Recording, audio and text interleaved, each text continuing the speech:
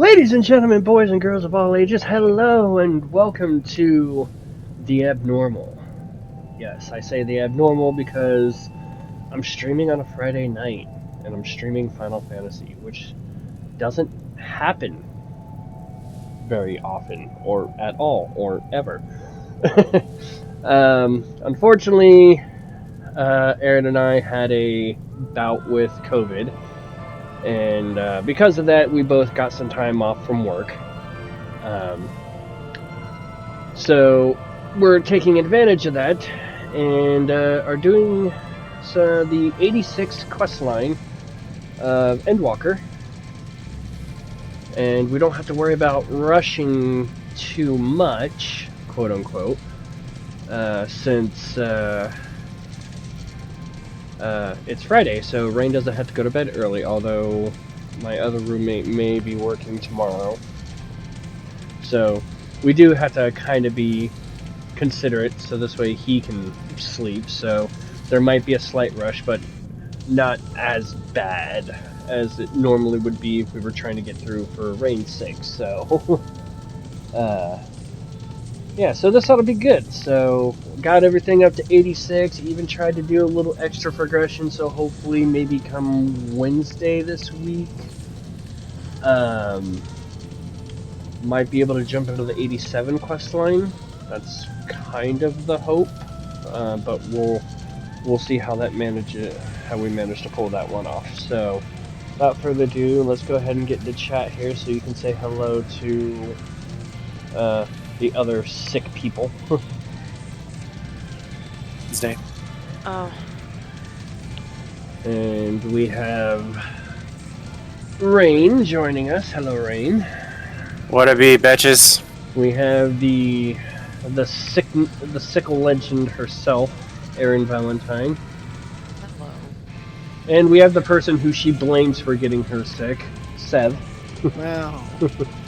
So, yeah, she blames him because he hung out with his mom, who hung out with his sister, who got COVID, and then just decided to pass it around the freaking household like it was a fucking hot potato in need of being directed at everybody. So, alright. Did it first. So without further ado, let's go ahead and get this underway here. Like I said, the goal for tonight is to get through the entirety of the 86 quest line, and then we're going to be so much closer to the end. It's going to be glorious, because I know Sev has been patiently waiting for us to get to the end. Well, I don't know specifically where in the end he's been waiting for us to get to. He just mentioned that the closer we get to the end of Endwalker, the more it starts to, as Rayn has been quoted time and time and again of saying, it gets more along the lines of kicking your heart in the dick. Yep. Yes, that would be my statement. So I'm still waiting to actually see whether or not those moments that Sev is referring to actually succeed in kicking our hearts in the dick. So, alright, so I tried to send Eren a party invite, but she was in cutscene. Is she out of cutscene? Yeah. Yay, okay. So, party invite. Alright, and back to Radzat Han to pick up the next quest. I'm already here. Yeah, I know, you're like misanticipation. Impatiently anticipating something like that. I'm not entirely sure where you're going with this. I just realized. Eren is like impatiently impatient. I mean, she doesn't stop to take in the sights. You go to a new area, you find her on a mount speeding around to the next place. She doesn't take anything Fair in. enough. I just realized that this quest line is leading into the next area that I like the most. Oh, so we're finally getting there. Fucking time. And I don't know if that's the same area that Chibbles likes, because Chibbles mentioned that it was still a ways down, but it was one of Chibbles' favorite areas, so I'm curious to see where that goes. So I think Chibi really liked the last area, but this next one is probably still uses what you. Alright. Alright, so return to the Crystarium. Take this, Strife. My spirit vessel.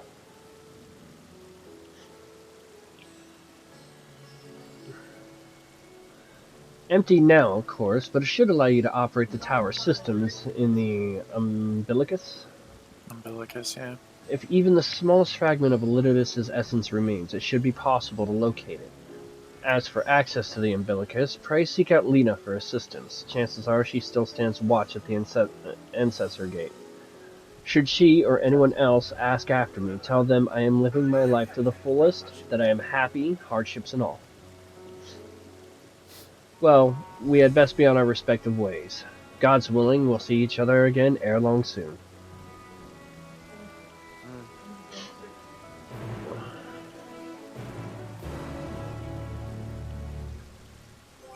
Alright, back to Shadowbringers.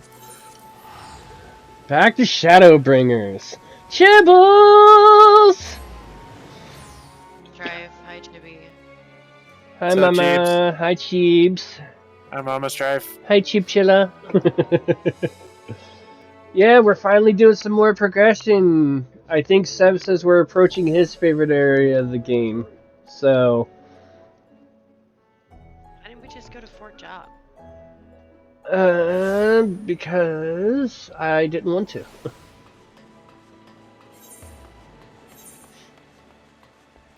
I'm not accepting that teleport, fuck that.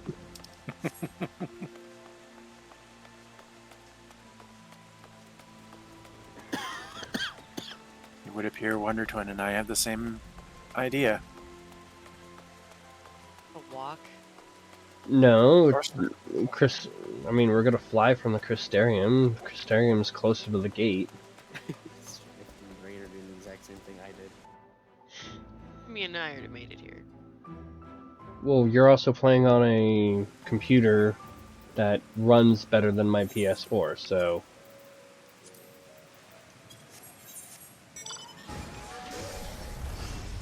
I mean, this isn't necessarily a new area, but... distantly speaking, going from the Crystarium to here is a shorter travel. Like I said, impatiently impatient. My way was still quick. Strife, you are returned.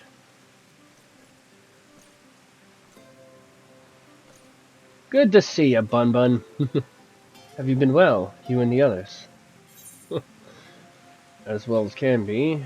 We've no shortage of troubles, but we're well enough.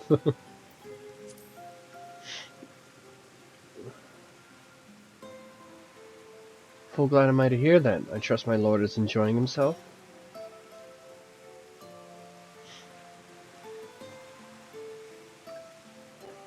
He said this to you? These exact words? Oh, to know that he is happy. It fills my heart with joy. Thank you, Strife, for taking care of him. When next you see him, please tell him not to overexert himself, futile request though it is. We know all too well. And tell him that all is well here.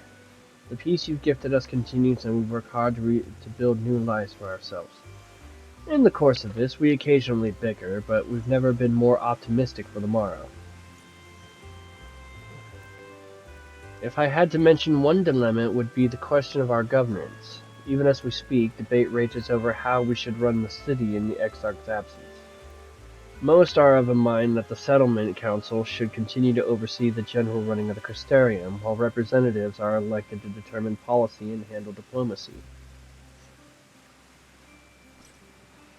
Thus far, nothing is set in stone, but however we choose to proceed, we will not replace our lord. No one could.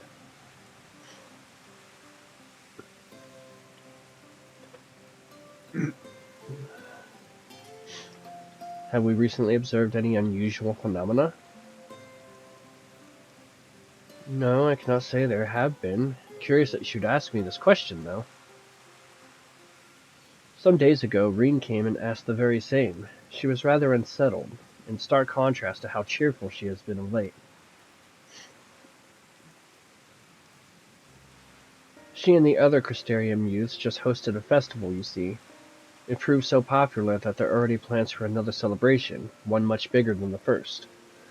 Between her preparations for the festival and the restoration of the empty, she struck me as happy and full of life. So when I saw her in a state of such worry, I couldn't help but feel worried in turn, especially since she wouldn't tell me what troubled her. I dare say she would be more willing to confide in you. May I ask you to broach the subject with her?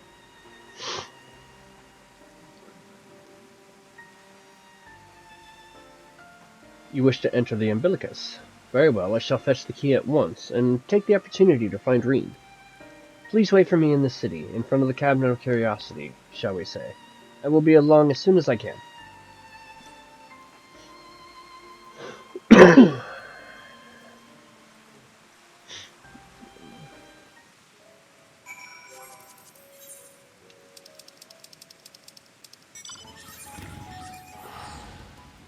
I'll go ahead and pay for the teleport since, Eren being impatient. I feel like this is going to be a theme. Oh yeah. It's been a theme. We walk around and actually take in the sights and you see Eren speeding off on a mount. Time is money, bitches! I like being efficient. I understand that, but I like taking in the every quality of work. It's not going anywhere. Why can't you allow us to ooh and ah? I mean, you guys ooh and ah. Go ahead. I'm gonna run around and ooh and ah.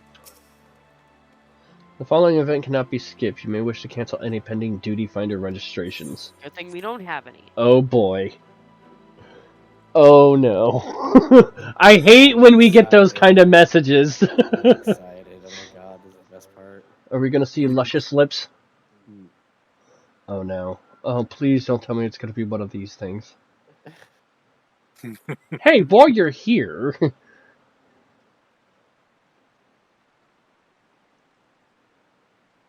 Do my old eyes deceive? Is that truly Strife? Hey! It is! So glad on my end to see you hale and whole, my friend. What a wonderful surprise it is to have you back with us, and at this most opportune time. In case you haven't heard, we're planning to produce a tome chronicling the events of the Flood to the Knight's return. For this project, we intend to draw upon records kept by the world's peoples. Historically and contemporary first-hand accounts will be the centerpiece of the tome, but yours would be the one to crown them all. I've been asked to contribute a chapter on the soul, a subject that is key to understanding much of your endeavors. In the course of developing the spirit vessel, I gained valuable insights into travel beyond the rift, knowledge that will allow me to attest to your existence and deeds. There's no end to the questions I would ask you, but if you can indulge me just one for now. In your quest to restore Night, you faced many a formidable foe. Among them, who offered you the greatest struggle?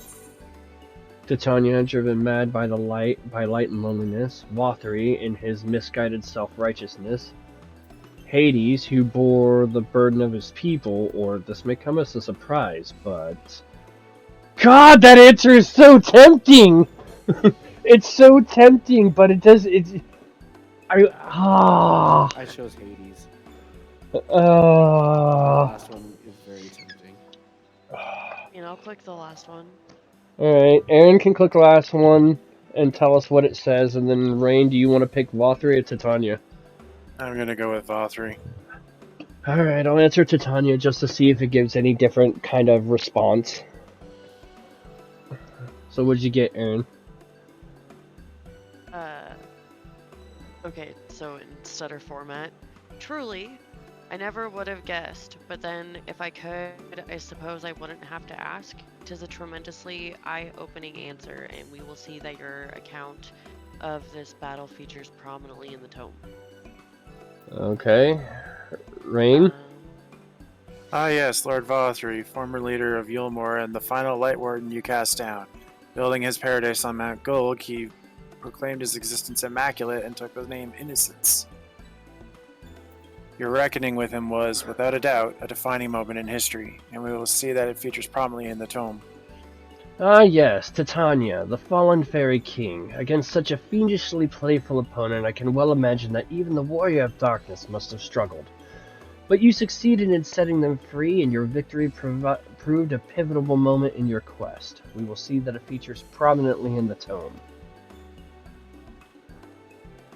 I know you'd love to talk his ear off, Morin, but we really should be on our way. Those documents from Yulmor won't collect themselves. Of course, and afterwards, would you care to join me for tea? I was hoping you might clarify a few points in your treatise. Till next time then, do tell the others to look after themselves. Our overzealous friend in particular. Remind him not to overexert himself. Again and again till his ears fall off, if that's what it takes for him to take it to heart. Hi, Paso! Hey, Paso! Hello.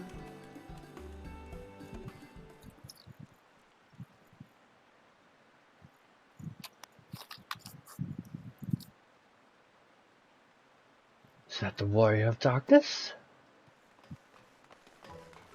Oh no, the children. It's really him. What are you doing here? If you're going to battle, I can give you some medicine. I made it myself. Best not, Riki. You'd only give him a stomachache. We've come to see Morin to get his advice. One of the guards finally agreed to teach us how to fight, but first we need to choose a fighting style. While I know that I want to be a mage, Arkell isn't sure. Magic isn't really my thing, so I was thinking of taking up the axe, or the sword, or maybe the bow. They all seem right, but it's hard to decide, so I thought I'd ask Morin. He knows about lots of things. He isn't here? Aww.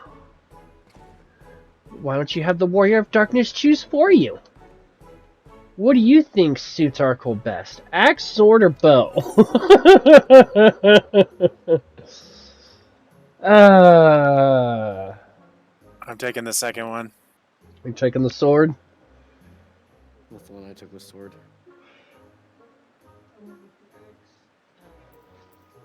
Bow. And I'll take the axe. The axe. If you took up the axe, you could be just like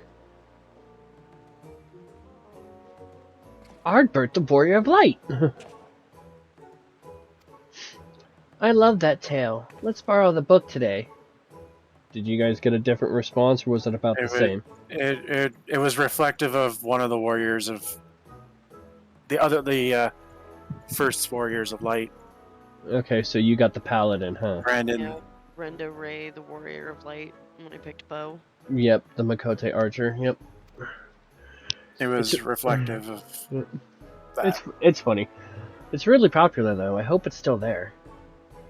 Thanks for helping me decide, Warrior of Darkness. I'll start with that style and maybe try something else later on. And when I get really strong, I hope to have a bout with you. I will kick your ass. Wow! Damn! Jeez! No mercy. Wow, Eren, you must really hate kids. Hey, Father Satan! He said essentially when he's old enough. Yeah, kick his ass later. Yeah, he says that he wants to have a bout with you, like a friendly contest, and you're just like, I'm gonna beat the shit out of you. Jesus Christ! Such fun he's been having basking in the adoration of musty old bookworms and wide-eyed younglings. But does he spare a thought for me? Of course not. Oh no. I waited and waited and waited, but he won't so much as acknowledge the presence of his beautiful branch, even though they're right here. Such a heartless thing our sapling is, cold and cruel and heartless. Fail! I have to pay the respect. Oh, faithful Phil, loveliest of branches, how I have missed you. Yeah, I went for that too. If you truly missed me, you should have cried for me at the top of your lungs the instant you arrived. To make up for it, you will call me with twice the passion next time. Though for there to be a next time, you've few struggles to overcome. So, my adorable sapling, the world is on the verge of destruction, is it? How do I know? Joined as we are, spying on you is as simple as sliding down the back of a rainbow. Would that it could aid you in your quest, but the fate of we Fae folk is bound to that of the star. Whither it goes, so too do we follow, such is our way. And apparently Theo is channeling abridged Alexander Anderson. And the most I could dream for you is spare you the pain by gifting you the sweetest of eternal dreams. Jesus. But if escape's not to your liking, then you must struggle with your fellow mortals. Ah, but here are the ones you were waiting for. I wonder what manner of conclusion awaits at Tale's end. Bye, Fail! Literally my favorite character that came out of Shadowbringers.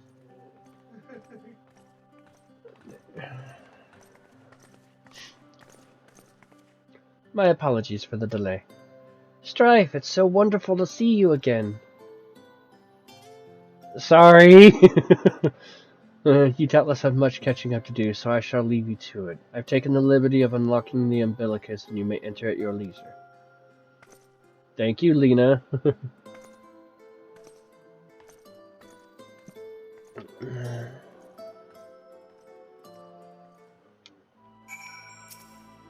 It kind of, yeah. Theo had somewhat of an Irish accent. I'm relieved to hear that everyone is Yeah. well. I've had this feeling like a pit in my stomach, and I was afraid that something might have happened. Well, you're not wrong. Well, maybe I'm overthinking things, but it's just that I'm the Oracle of Light, but I've never spoken with Heidelin. Never once heard her call. Even so, I've always had this feeling deep inside me, a connection to something immense. These past few days, though, that connection has wavered, as if that immense something was distant, then close, then distant again.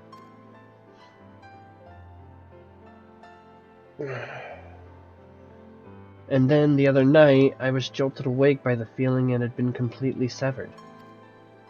Wanting some fresh air, I went to open the window, and to my horror, the sky was ablaze, like during that star shower.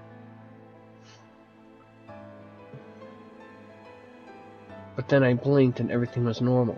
The next day, no one said a thing. No one else had seen what I had seen. As far as I could tell, nothing was out of the ordinary. I began to wonder if it was a figment of a half-remembered dream.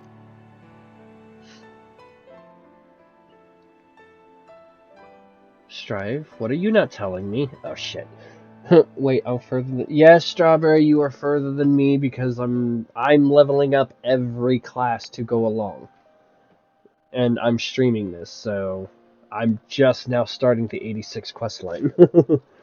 Did they? I haven't heard them in a while. I have shit memory, so I'll have to go back and listen. Never once heard her call. Checks to see Ling Pearl set to mute.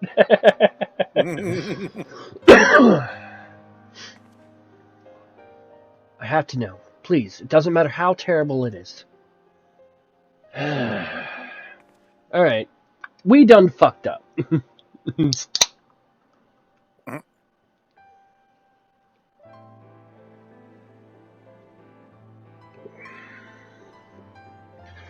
Yeah. I'm enjoying it, but I'm also enjoying it in sections, so... It wasn't my imagination then. The doom we witnessed in Amarant has come again. I can't believe it. Like I told you before, all is well here in the First. So don't worry about us, please. Look only to the threat before you. We're fine right now, and even if we weren't, we've learned how to survive. Should the final days reach us here as well, you may be assured we won't go quietly. No, we'll hold on until you can find a way to save all our worlds. So long as you continue your fight, so too will we, united in purpose beneath a blazing sky. What about Gaia? You putting those luscious lips of hers to use? I mean...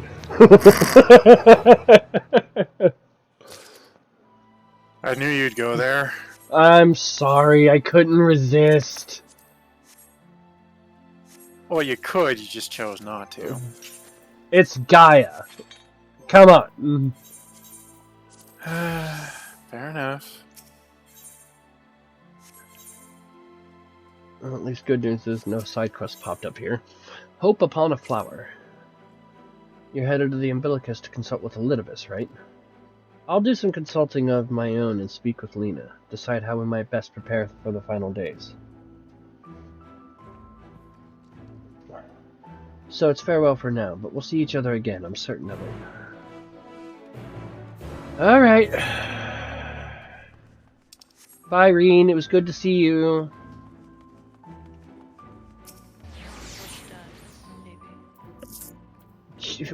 What the hell do you have against children? Seriously! I seriously, just within like the last 10 minutes, have heard you talk about beating the hell out of children and then basically predicting the death of a child. You need therapy. Master Strife, welcome back. Sick. Virus has warped my Yes, you are! The captain has told me all. Give the word and I will show you to the ocular. God, it feels like it's been forever since we've been in here.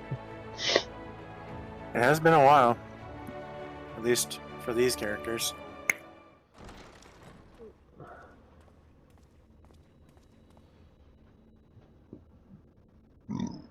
I mean, clearly Eren had a run-in with Nanako. She knows how deadly children can be. I knew you'd go there. That was Sinthruk.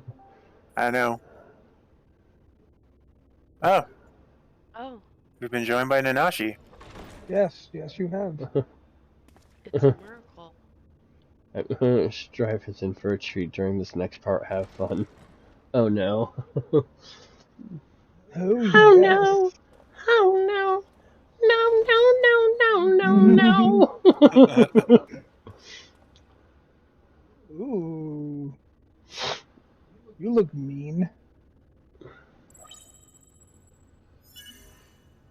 Biometric authentication complete. Please state your business.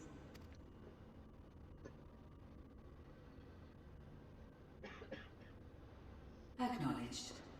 Reinitializing Circus Tower systems. Searching for Elidibus entity. Hi, Strawberry.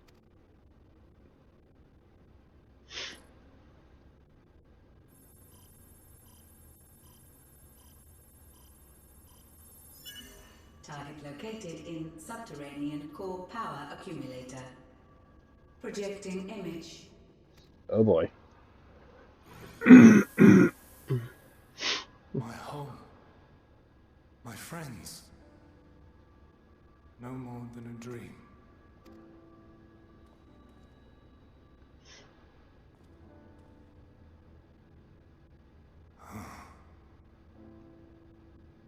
You. Why have you awakened me? I no longer sense those places beyond, or Lord Zodiac. You must explain all.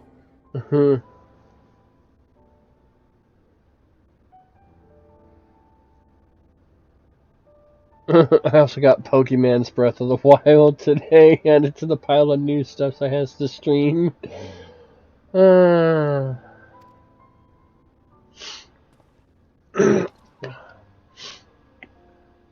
So yeah, we killed your god, but we didn't want to. Some crazy jackass named Fandaniel revived it and So, took your place. he is fallen, and my brethren's souls returned to the star.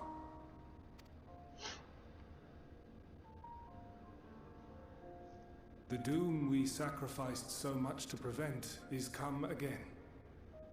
Old burdens now yours to bear. But if this is Fandaniel's design, then I, as Elidibus, have a duty to fulfill. Your unsolicited act has restored to me some few memories of the convocation. Such knowledge as I have, I will share.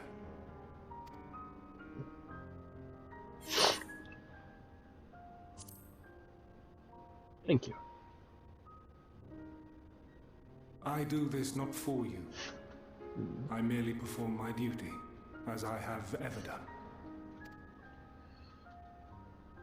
Where to begin? Ah, the end.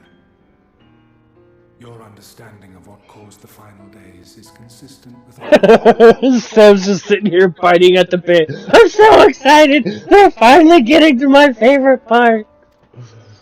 the decay first took root where the current. Alright, so we're just gonna end stream here, and I'll pick this back up in a couple of months when Eren is fully recovered and done with all of her games.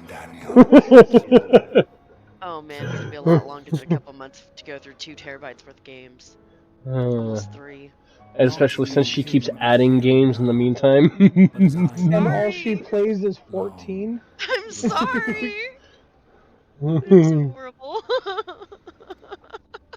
Having shed light. She's like, yeah, I'm totally gonna get through all of my games, and then she buys 2 games, plays 1 for a little bit, plays 14 for a couple of months, buys 2 more games.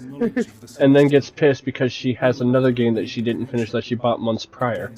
Yep. I'm in 6th, so I'm in the room, and I'm playing Danganronpa. Oh, I'm so behind in everything now. So me and Seb do have the same favorite location. Okay, I wasn't sure about that, Strife. Don't you do it. I'm finally making it to your streams. This is also, it's also my favorite area too. Oh. How different. Must be a great area. So consumed. Just you wait. Hope you got Kleenex, bro. We actually did buy some! Yes. It's right there on the little TV table. Oh, perfect. Preemptive measurements. Elpis. Yes. The name is familiar to me. Yet I know it not as a flower. Good, good. You're going to need them. Not a but a place. A testing facility for determining which of our creations were fit to be released into the world. That's actually why I joined into Discord, just because you were getting to this part. I was like, ooh, I need to be a part of it. Fan Daniel. He was their chief. He was Hermes. Really? Okay. That is all I know. The crystals tell little of the lives the 14 led prior to their induction. Elpis itself will tell even less. Nary a ruin has survived. Uh-oh. Wait. I saw you there. In Elpis. Come again? No. I did not. But I did. I did. A lingering trace of impossibility. And a truth that fills my heart.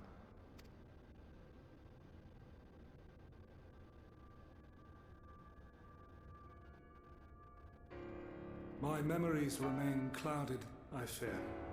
However, they have revealed to me one possible course. You must travel to Elpis, to the time when Hermes served as its chief. Oh no. We get to time travel? In glimpsing the Exarch's memories, not only did I make his summoning magic mine own, I also mastered the workings of this tower, which, having absorbed my empowered essence, now harbors an abundance of energy. As such, I believe I can deliver you unto the past, unto that place and that precise moment. Given the eons that must be traversed, the gateway will not be fully formed. Probably the same thing Eren has. Your form will be less tangible still than those warriors of light I had summoned.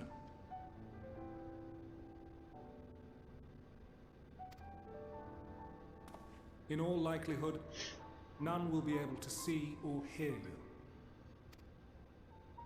Yet even should you manage to interact with others, you will be unable to effect meaningful change. For the reality you wish to save, the reality to which you must return, exists as a result of the final days. You cannot reshape the past to undo the tragedies of the present. Cannot unmake the sorrow and suffering fated to come. In full knowledge of this, will you still entrust your life to your foe and make the journey?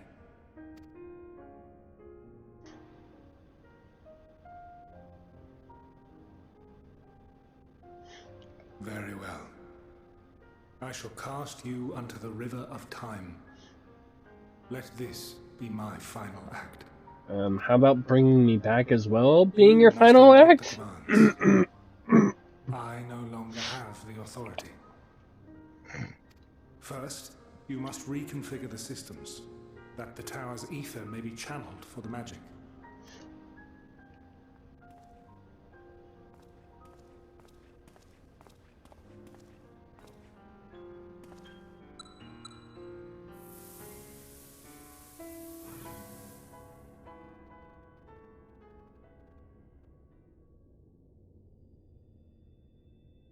The preparations are complete. The gateway will soon open. Return at once to the ocular.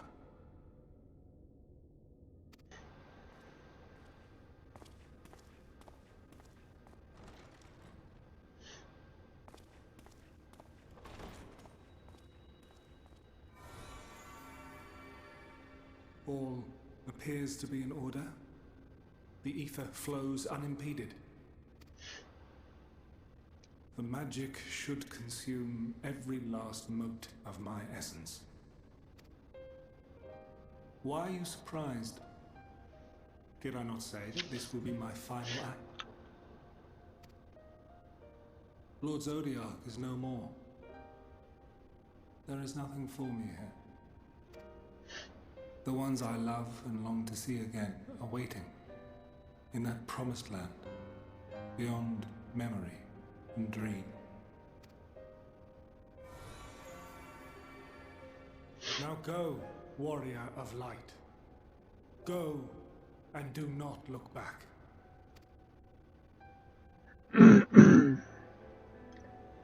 Goodbye, Elidibus.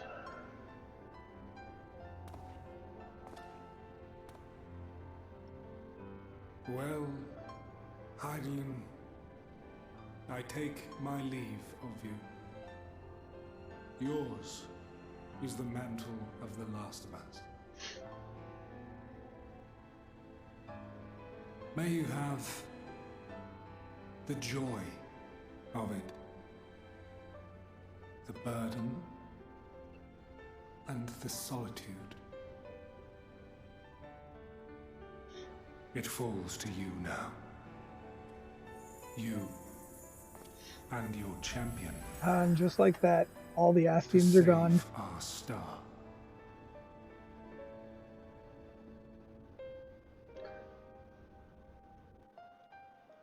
All the unsundered ones are now completely gone.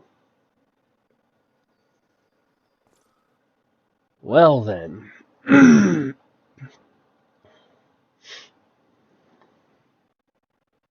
Now prepare for an amazing ride. Wow, doesn't this look a little familiar? This is almost exactly how it was coming into Shadowbringers.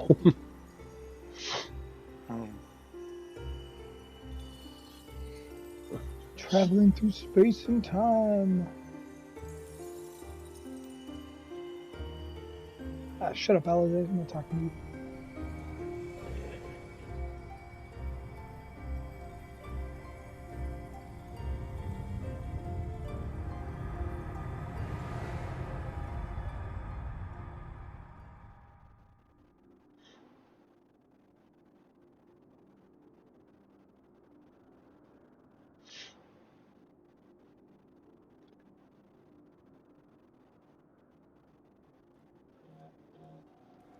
So it looks like we're back in the Tempest, back in their current day.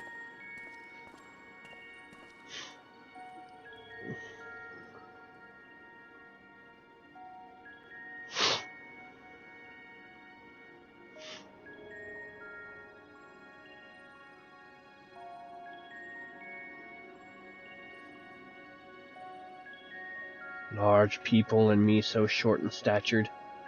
You're a kid, remember? You're a kid.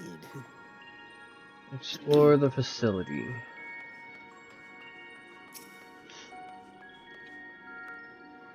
The man stands dutifully by the Aetheryte-like device, a guide to this facility in all likelihood. You attempt to get the man's attention, but if he sees or hears you, he gives absolutely no indication. As Elizabeth warned, it appears your form is intangible.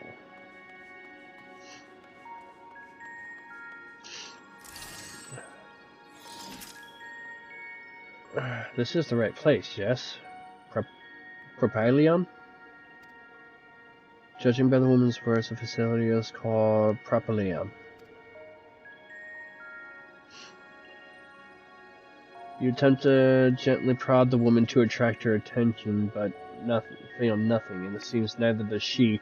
Considering her height and where I'm poking and prodding, that's that's You're just poking her.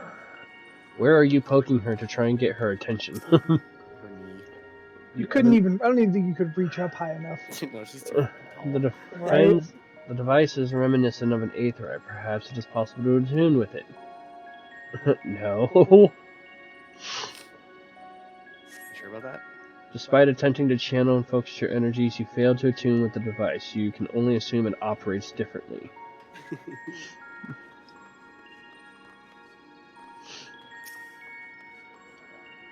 Wait, you could reach her ankle as a Wawa?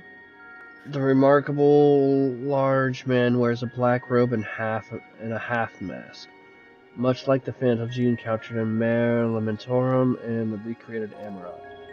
It would seem you have made it to your destination.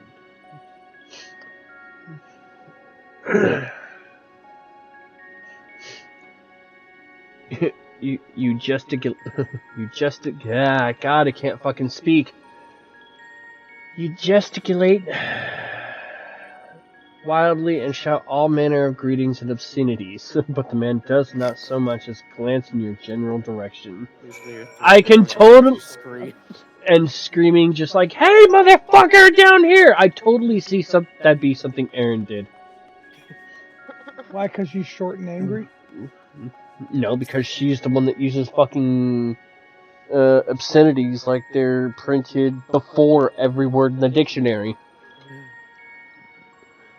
You suspect this door leads outside, but how to open it?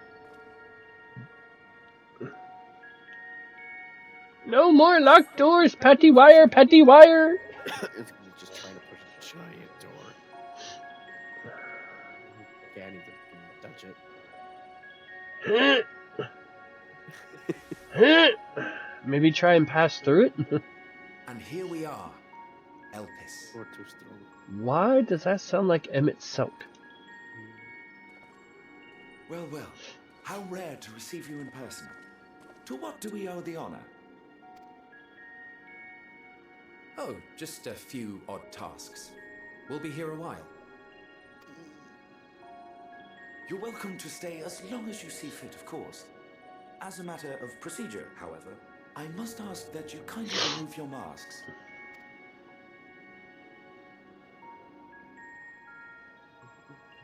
Come now. Is this truly necessary? Surely you can tell who we are. Who you are, perhaps, but I am far less infamous. Regardless, if we do not follow protocol, 'tis our hosts who would be held accountable. So, please, do favor us with your handsome face.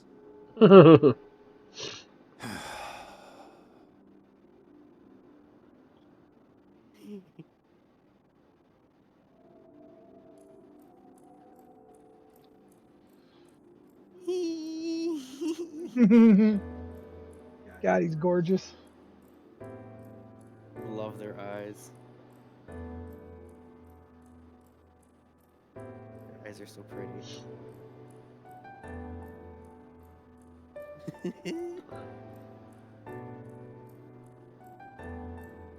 Satisfied? Thank you for your cooperation. You are free to go about your business. Strawberry's like, I mean, it is handsome. I mean, it's sexy. Alpus looks very feminine. Don't run me over, bro!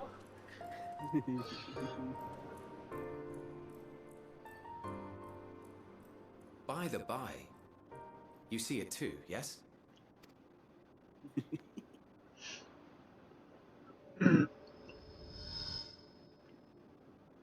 I haven't the foggiest what you're That talking says a about. lot.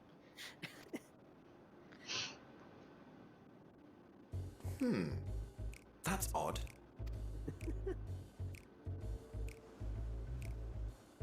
It's right here. A bit thin in the ether, but there's no mistaking it. The color of its soul is almost identical to Azem's. Do you suppose he created it? Rather unusual for a familiar to have a soul, though.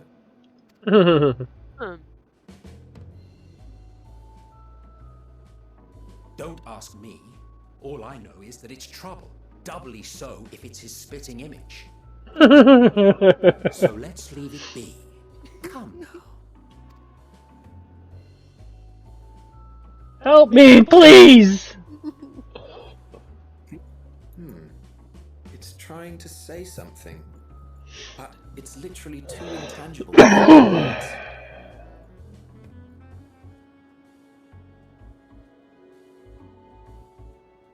He for you, but she for me? Yeah, that's kind of a common thing depending on whether or not you're playing male or female. Why don't you give it some ether? Azem is based on. Spare a snifter of your bounteous reserves. Who do you take me for? Why, a dear friend, of course. One who wouldn't let acts of kindness, such as my accompanying him on errands to far-flung outposts, go unrewarded?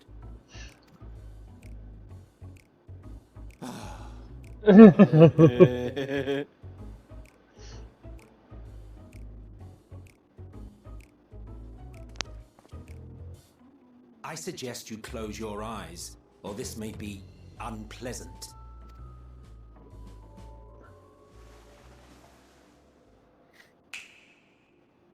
There's the snap.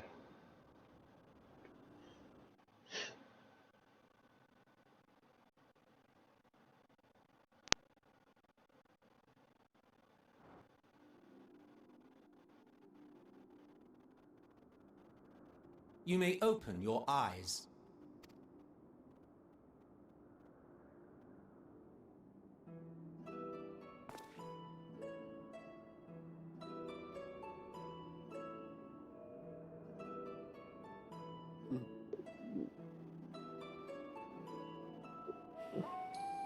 Oh, you even adjusted its size.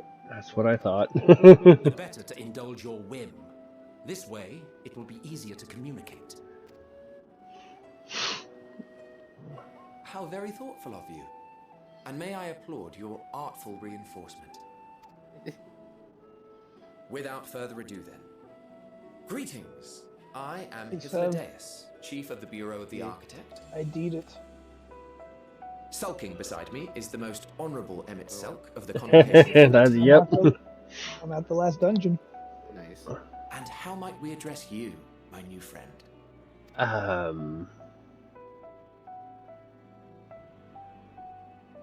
fine name. And I'm pleased to see you understand our words. So, tell us, whence have you come? I love Hythlodeus. The thinness of your essence suggests you weren't created here.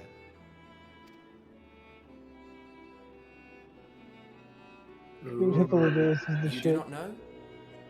Or cannot say? Allow me to ask a different Ooh, question. it's only a then. 5-minute wait? Fuck yeah, let's do this. What brings you here?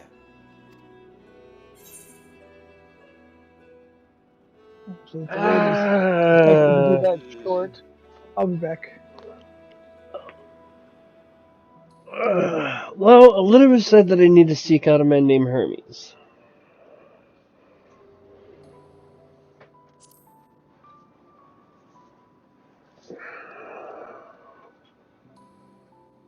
Well now, the same as us.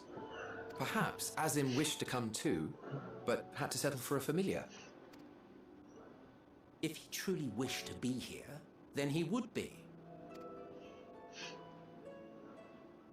Right you are. My apologies if we've given offense.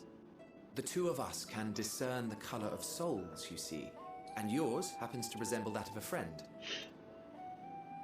And with your purpose matching our own besides, we jumped to a hasty conclusion.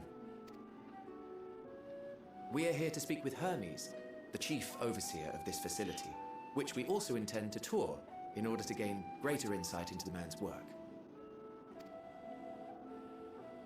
We, I say, though this is Emmett Selk's charge. I am here only to serve as his guide. And I should be happy to serve. They still made me smaller than them. Rude. Well, you're a Lalafell.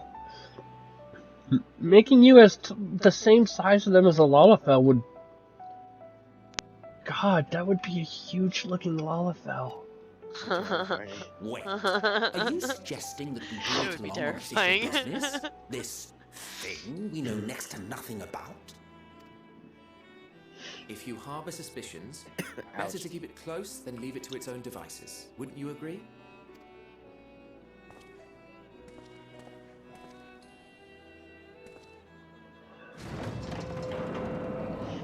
Besides, having a mysterious life form in tow is the norm rather than the exception here.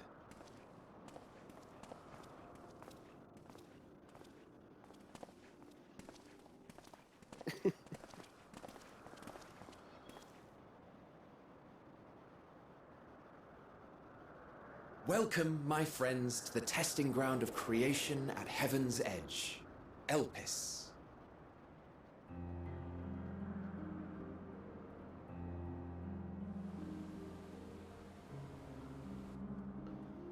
The world unsundered.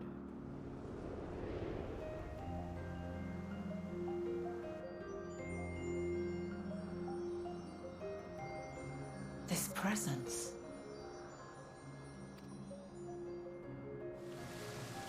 Oh? Swaddles! Hermes! Visitors! We have visitors! I love axolotls. I want one. Look how adorable they are. I'm not even there yet. I'm just paying attention to his screen at this point.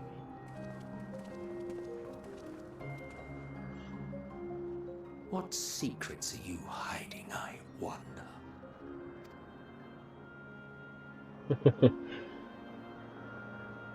More than I'd like to, less than I'd ever thought.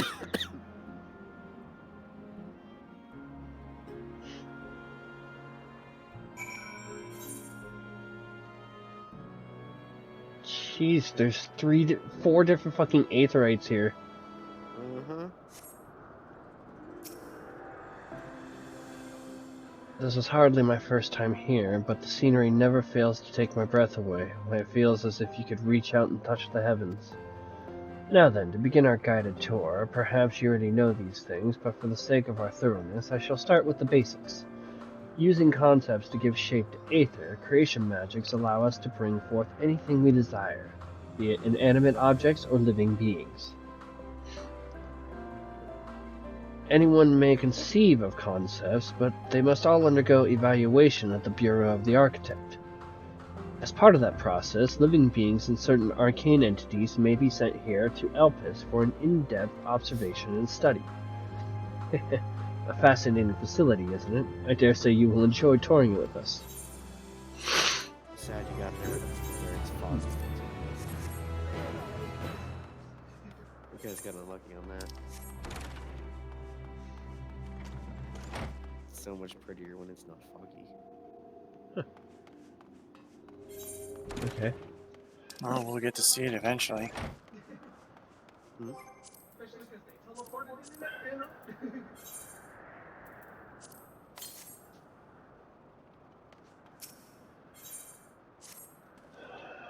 Now then, our friend Hermes, aside from overseeing the facility, he also conducts his own research.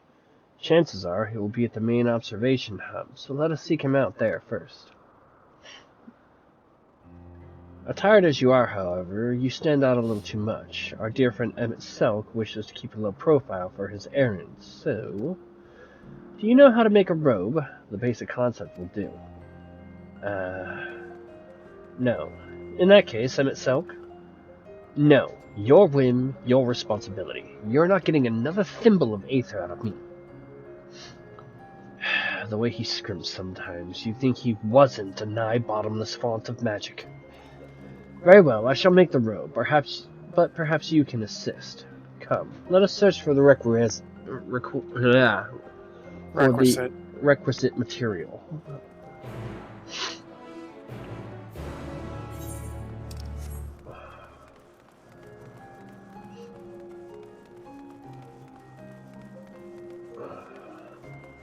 Whoa, look at these enemies.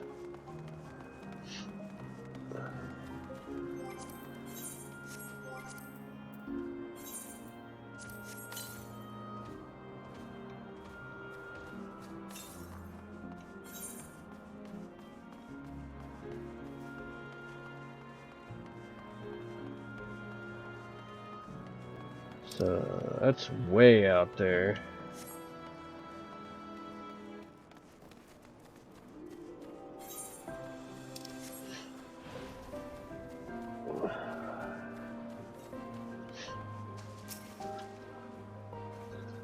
Yes, these creatures should suffice.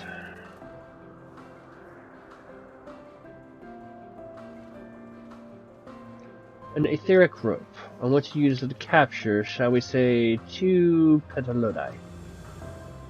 There are 3 species here. I believe any 2 kinds should serve. Now, I should mention that the strength of the rope is tied, no pun intended, to the strength of its user. As your aether is still thin compared to ours, you will need to weaken the petalodi first. Good luck.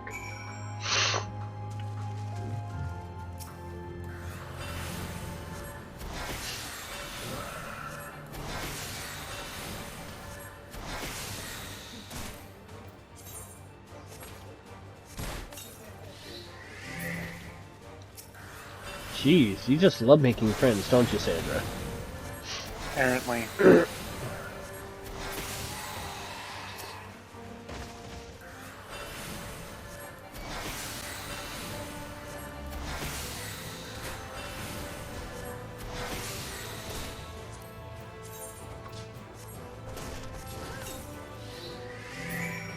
Alright, well I got my 2.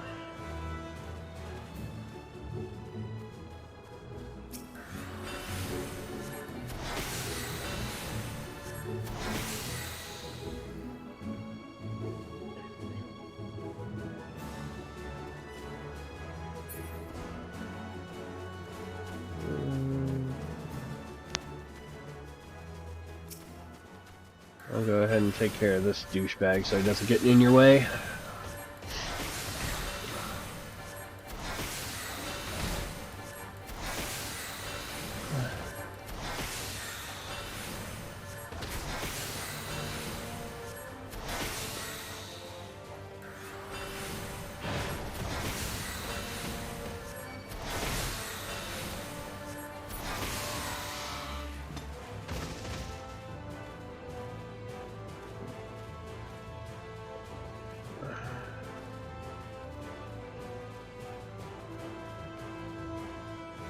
Did you not get it? I got it. Oh, but you picked up a friend in the process? Yep.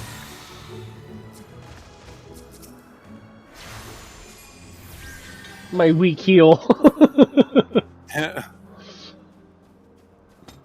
Alright, I'm back. Welcome back. Thank you.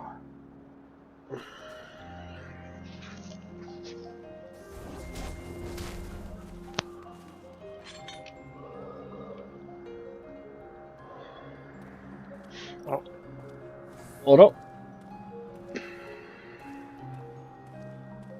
apparently your stream is doing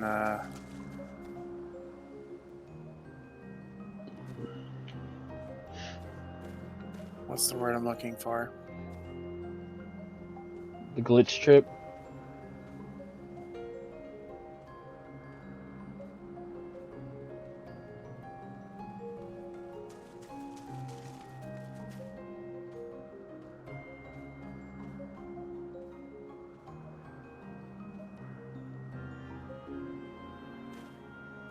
No. Okay, it looks good now. Okay. Alright, so I'm gonna go use the bathroom real quick while Eren catches up. Because I Gotta catch up. really need to blow my nose, so be right back. Oh, I guess I made 2 friends. That works. Guess. I feel it too. You feel what too? Don't fucking worry about it. Wow. Go fuck yourself then. See if I try to be caring again. This is what I get. See how it is?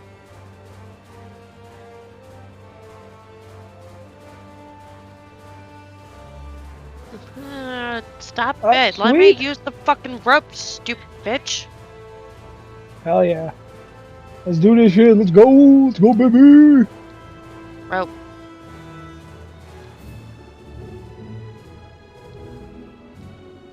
Bun boy hop. Oh, I didn't want you.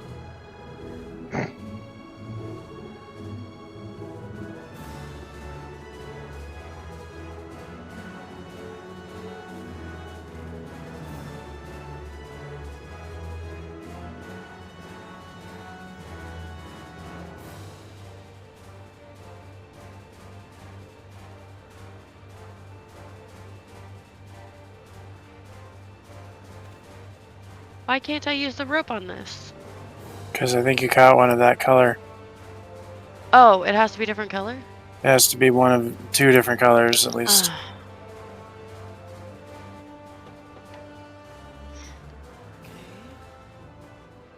I think that's this blue one. Hey, but there's purple. Okay, just go with blue. The blue is pretty. I like blue.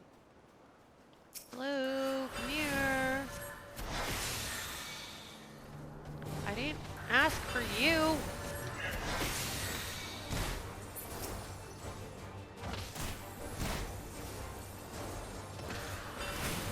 Alright, don't forget to capture it.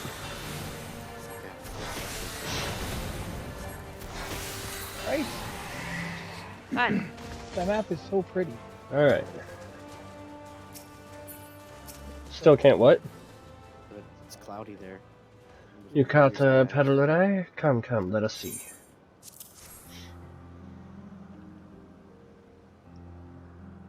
Yes, these fine fellows would do nicely. And now for a spot of reversion?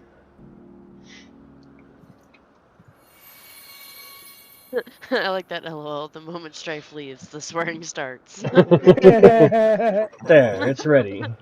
It's so true, though. Yeah. It really is true. It's nothing fancy, but then we're not trying to stand out. Try it on for size. We don't dare curse around You Strife. turn living beings into clothing, just like that. Will someone be angry with us for using these creatures?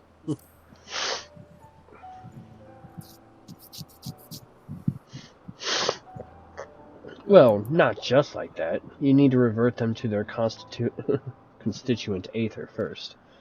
At least you wonder why, as for 2 species, it is due to the difference in their etheric balance. Blending them allows us to produce garb with superior etheric stability. Well and good to disguise and educate, but it won't fool anyone who can see worth a damn. Fair point, but at the very least, it should spare you unwanted attention from casual observers.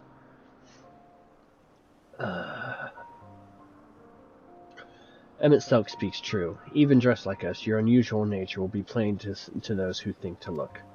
Should someone question your presence, don't make up excuses, much less try to explain what you actually are. No, best to simply say that you're a familiar. The question is, whose? Oh, that was cool. Of course, as M's. If you say you belong to him, people will give you the benefit of the doubt for any and all outlandish behavior.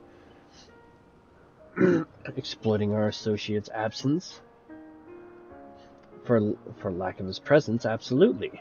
Were he here, he'd have been the first to propose the idea, and you know it. Okay. With that, your story is settled. Let us continue with our errand.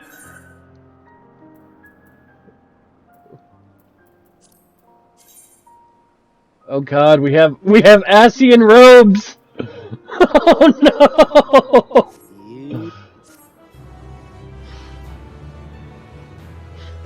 We have Asian robes!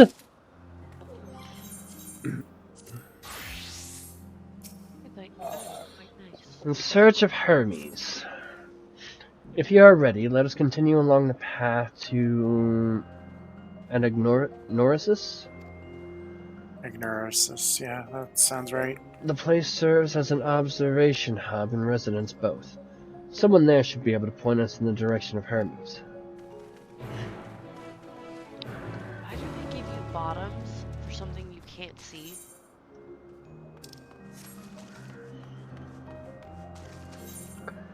I mean, for the sake of the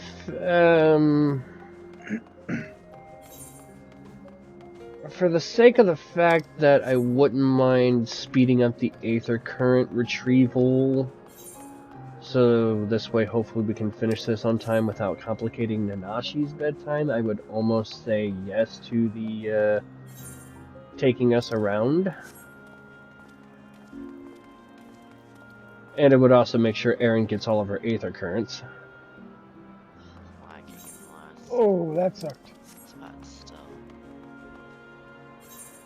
Oh my god, is that a... Oh, Eren. What? Why you say it's a unicorn! Wait, there's a unicorn? There's a unicorn! Don't kill the unicorn! Leave my fucking unicorn alone! Kill the unicorn. It's called Monoceros, but it's still a unicorn! The unicorn alone! It's majestic and fluffy! Don't go to the... don't you want to see the unicorn?! In here, they're deadly. Come here, unicorn! I'ma pet you. Look at the unicorn! Okay, I'm in the middle of a cutscene anthem. I want to be there as soon as I can. Pet the unicorn. Hey, it likes me. It senses I'm a white mage. Pet. See? I can walk up and pet it. I'm gonna kill it! Hey! Do it. I dare you. Why are you picking on me? I'm not picking on unicorn, I'm picking on a unicorn. Well, my unicorn liked me. It didn't attack me once, so I don't know what you did to anger a unicorn. Well, it could have been the fact that I tomahawked him in the face, but... Would stab you with my face horn, too! Sounds like the unicorn's problem, in my opinion. Unicorn shouldn't be so stabbable. You shouldn't be so stabbable. So... does anybody have an initial thought of this place? I like my unicorns. And that floating tree over there. Can we kill that? We can kill it. Oh, but it's like an eat yourself. Nutrients.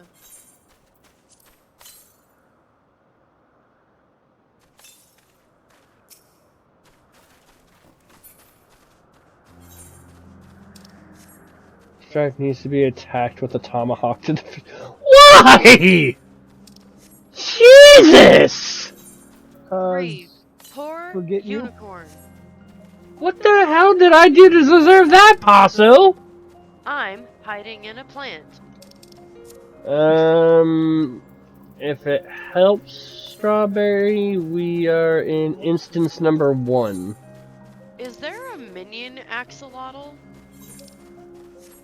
I would imagine so, probably. Yes, there is. I have one. There is? Yeah. I need it. Where's my minion? Well, we found one, so that's one you don't have to take us to. An axolotl? Wait, you guys found one? Found an Aether Current. Where? Follow. Over here. Oh, okay. Because you killed a Maybe I have an unicorn, actual- I'm upset with you. Jesus! I got Paso, Strawberry, and my mom mad at me all in one go. For killing a unicorn? Apparently! I told you to leave the Oh. unicorn alone. That's But rude. did you listen? No. I only killed one unicorn. And yet Just I a walked unicorn. up and I pet a unicorn. I would also like to reiterate the fact that the unicorns here are hostile. So had I walked up to him... Now, did you walk up to him and pet his face, or did you walk over from behind? I was on the side. Exactly. He didn't see you, otherwise he would have attacked you. I'm standing by my point. He can't attack what he doesn't see. I mean, he's not wrong. Now, if you want to make your own unicorn, take a throwing axe or knife and throw it into something's forehead just right so the handle sticks out like a unicorn horn.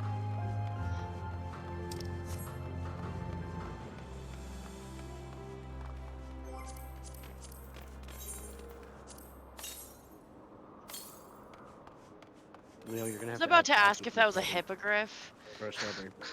Huh? You have to add strawberry to your party so that you can actually ride. Yeah. I don't know. I mean, I don't know if Strawberry was to help us after I quote-unquote abused a unicorn. Griffins. Killed it. Hi. And that's the correct name. I was gonna say hippogriff. Wrong world. Jesus, and I just got hit by a fucking carriage! I guess I'll help kill the hippogriff.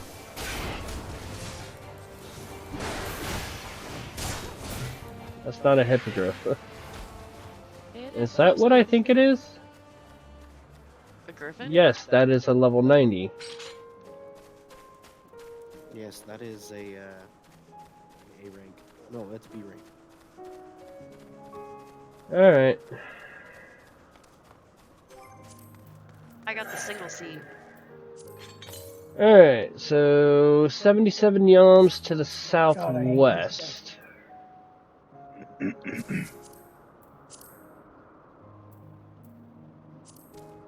just getting the ones that are on this island. We're gonna get all of them.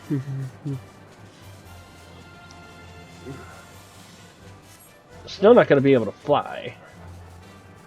Yeah, but then you get to see all the areas without being surprised.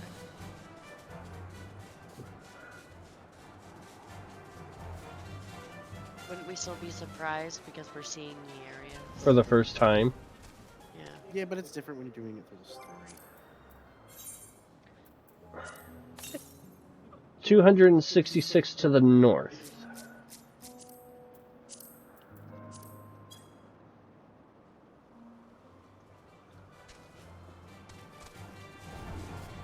What's stupid? You can't check your aether current compass still? I think you can. I believe I was able to. I can on my own mount, Oh, that's right. You're on. but it's telling me I can't, Yeah, on someone else's mic. which is dumb.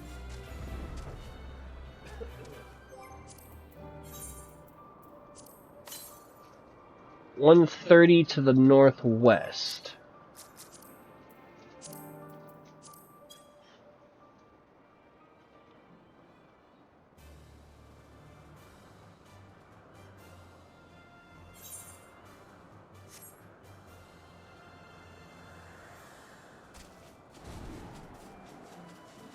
Other way, Strawberry. Turn, turn.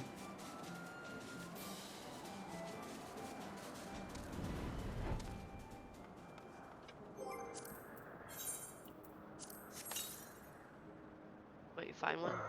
Nope, 174 to the north. I think we're getting slightly off track, so it's redirecting me to the next one. Because it was over in this direction.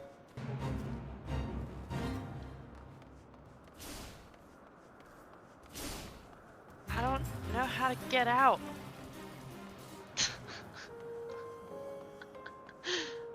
You dismount like you would your Dismount mount? Yep, there it is. I found it! Dismount like I would my mount? Oh, I just hit the mount roulette button to get off. For me, I press Z. Press what? Press Z? Mm-hmm. What the hell is Z? He plays on keyboard. So am I, but I don't know what key Z is. I'm Canadian, not American, so. Oh, yeah, that's fair.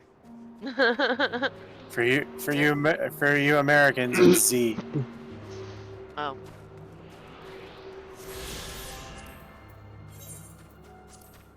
Alright. Okay. Strawberry. Dumb.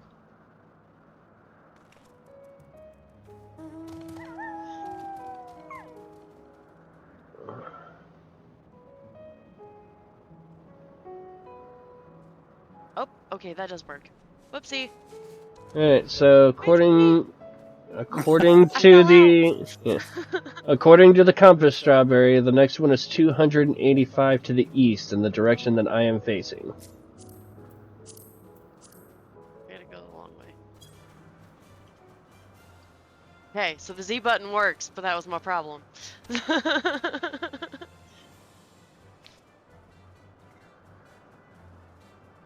Leave me alone, Apparently your stream is buffering.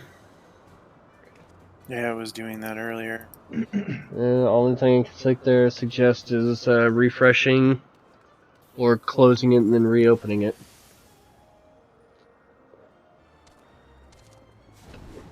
Okay, now I'm apart.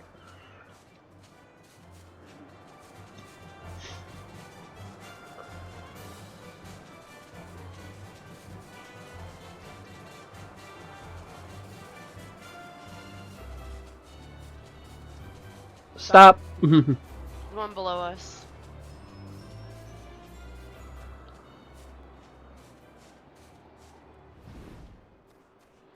Z.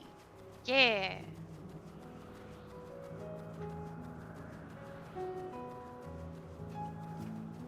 Yeah, normally I would have no problem collecting these on foot, but I'm also trying to make sure we don't waste too much time doing it so we can finish the story so we don't interfere with Guy's bedtime.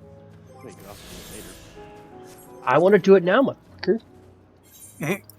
We're finally here. Don't you start getting impatient with me. I already have to deal with one. I don't know who you're talking about. Alright. I'm the most patient person on the planet. I have the patience of a saint. Alright, so 329 to the north. So, direction that I'm facing here now, Strawberry.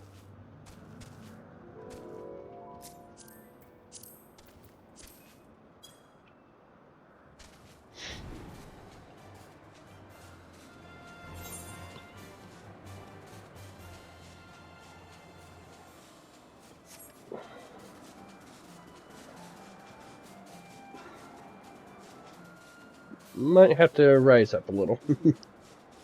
Oh, look, it's actually clearing up now. Ooh, look at the sky.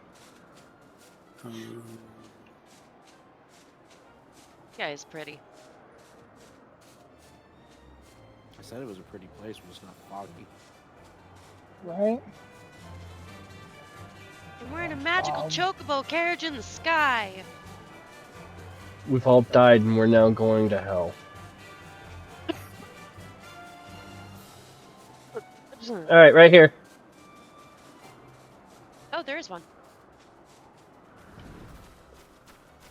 Whee!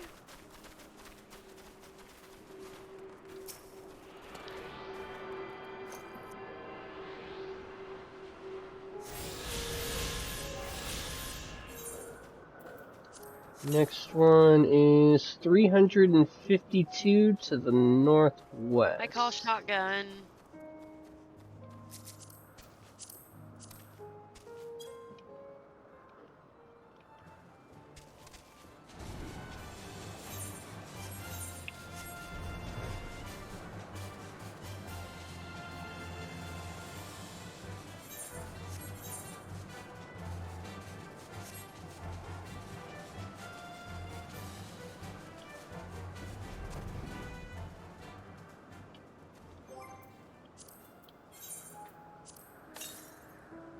Yeah, you just don't get the same awe factor when you go with your story. Oh, is there another current here? Yeah. 103 to the north, it said. There it is. Paso said, I am standing at the gate waving at you from there. Ooh. I like the location of this aether current. Agreed. Pretty. Wait. Pasta says she was standing at the gate waving. Yeah. I don't see a Paso. But I made friends!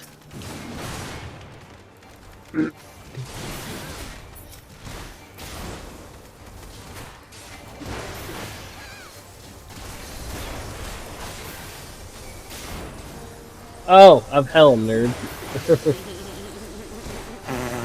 I blame Eren. Eren's the reason I'm going to hell. Apparently she likes to abuse children. Wow. Wow. Hey, it's on video. It's true. 1, 2, 3, 4. Alright, so we got half of the aether currents, and the next one was I just said 453 to the northeast. I would beat the crap out of him. Beat the crap out of him and then basically predict the death of a child. That is not being like harmful to another child. So Die. everyone will sit there and give me death glares and say I'm a horrible human being because I decided to attack one unicorn. Yet Eren, in her infinite I will beat the shit out of a child and predicting the death of a child, gets away scot-free? You might want to grab the Aetheryte, by the way. Don't be getting the Aetherites. That's cheating. Oh. That is so cheating. What is... Getting the Aetherites ahead of time? Because there's a certain way of getting up to each island through the story. If you get the Aetherites now, it's literally just, there's no point. So the next one was 453 to the northeast. Well, I mean, we don't have to use the Aetherites. I'm angry at you people. I'm so angry. You don't get to be angry. I do get to be No. angry. It took you guys so freaking long to get here. No. Now you guys are getting No. cheated. You don't get... Riding No. around. No. You don't get to be angry because you and your impatient ass couldn't wait to enjoy it with the rest of us. So no, How long you... did it take for you to get here? Yes, I know. I have nothing else to do all freaking day. Every day. And it's taking you guys this long to finally get to this zone. And I had done everything on my own. And up till this point... Without help getting the Aetherites. Hey, and up until now, we did the same thing. No, I helped you a few times getting Aetherites. I just didn't take you to other areas that you couldn't get to yet until story. No, you didn't. Yes, I did. When? In Thavnir. I found them on my own. I got a couple for you. I helped get you to a couple places. I walked to every single one of my currents. 291 to the southeast.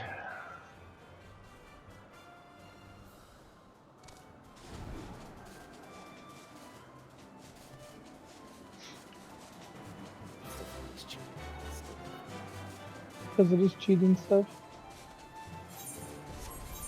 But that only matters to people with morals. Oh, I have morals.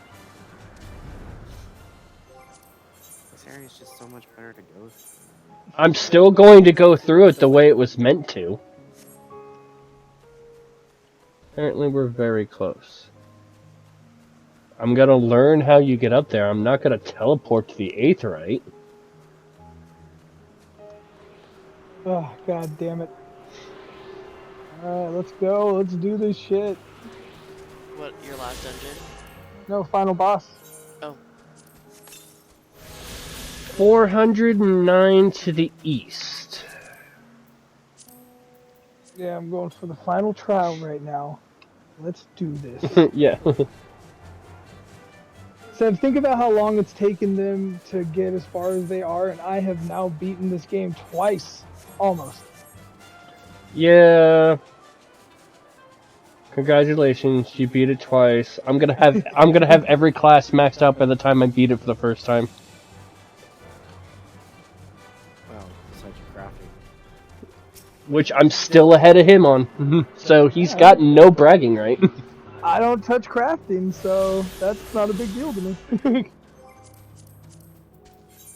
Alright, so there's 2 left. Cindric. 501 to the east.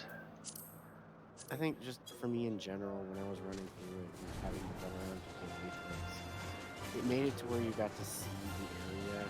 Jesus Christ, Sev, I'm still gonna see the fucking area. I'm just trying to save time. Stop bitching. Yeah. Where fucking where? Oh, I didn't do it the same way as you did. Where fucking where? If I wanted to experience it the same way you did, I would have played with you when you did it.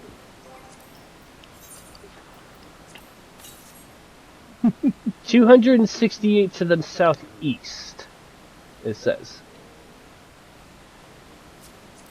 I like this spot. Yeah, this and area. That really blue tree. Yeah, the water here is very, it's very pretty. We left without an Eren. Wait for me.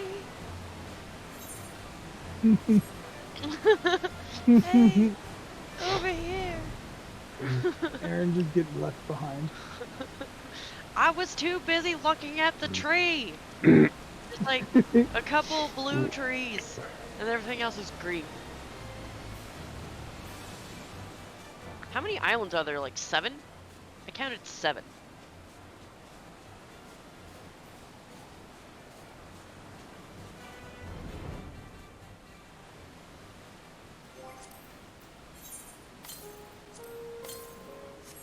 $116 to the south.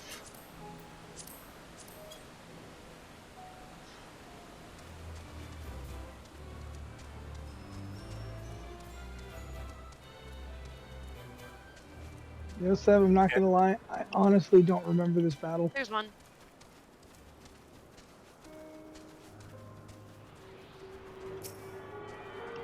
The last battle.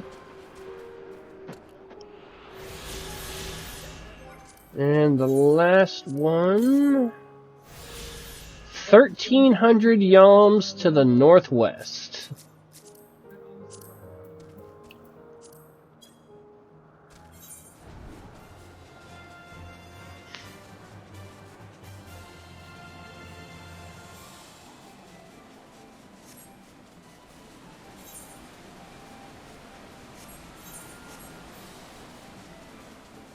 We still have a whole nother place to open up too. Mm-hmm.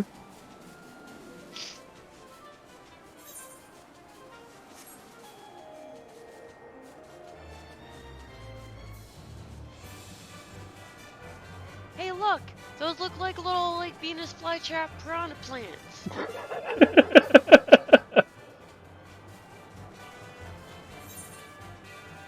What? We don't have to go in there, Strawberry. But look at all the, like, yum yum. I'm gonna eat you plants. We could see that from a distance. But they look nice. I like them. You'll be able to. Weird. You'll be able to look at it when you get there. I kind of want like a really big Venus flytrap plant.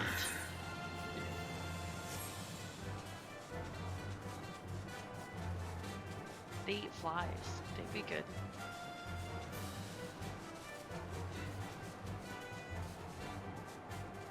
And then people are like, "Ooh, what kind of pet do you have?" I'll be like, "A Venus flytrap." And they'll be like, "Wait, what? Oh, you have a plant?" I'll be like, "It's a Venus flytrap." 121 to the northwest.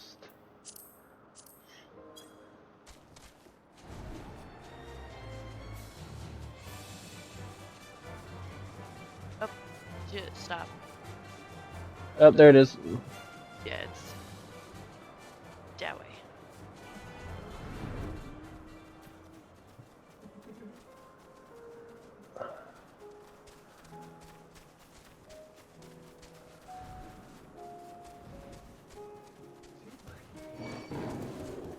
And I still made a friend.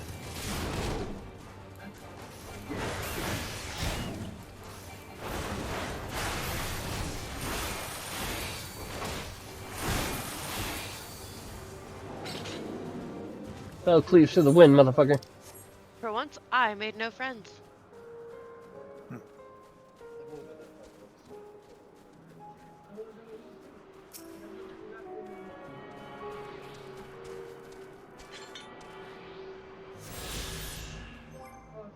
Okay. It's good. We appreciate the fact that you brought us there, so... Alright, so if you don't mind, Strawberry, the last little thing we'd like you to do is could you drop us down here at the quest marker that's just south of the Anagnorus Aetherite? Apparently, I didn't attune to that. None of us did. Unless Rayn just ran off and tuned to it real quick and then ran back. I guess we could have been smart and just attuned to the first one. I didn't grab the 12 Wonders either. What? I didn't either. I've only attuned to one Aetherite in this area, and I'm still going to progress through this area like I'm supposed to. Since apparently that's a big deal for some people. I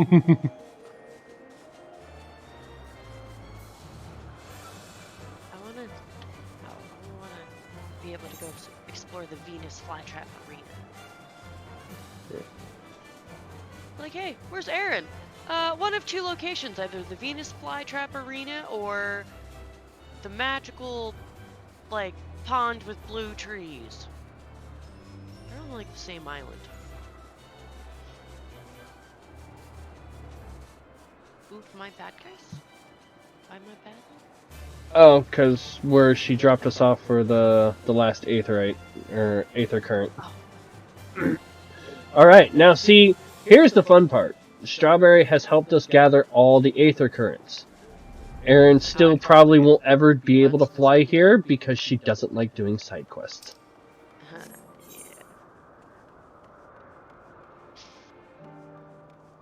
This is a very interesting looking place, I will admit.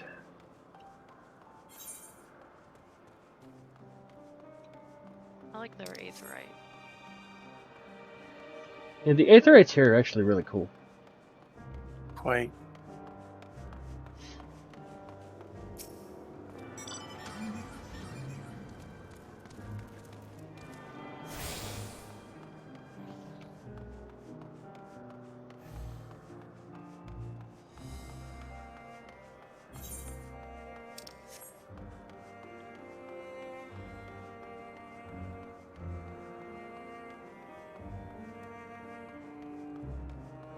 I shall bid you farewell so I can continue story. Hey, look, see, here's a friendly unicorn. Thank you much, Strawberry. Much appreciated, Strawberry. Aw, these little things are playing in the water over here. Look, they're so adorable. I like you. Oh, you're over here. Can I just, like, shove your face in there and drown you? I mean... I will smother you with a pillow in your sleep. It's a good thing I'm not sleeping with you tonight. I know where you are sleeping. Yeah, but you don't know when I'll be sleeping. And I'm assuming you're not yes. working tomorrow. Can I help you? We wish to speak with Chief Hermes. Do you know where we might find him?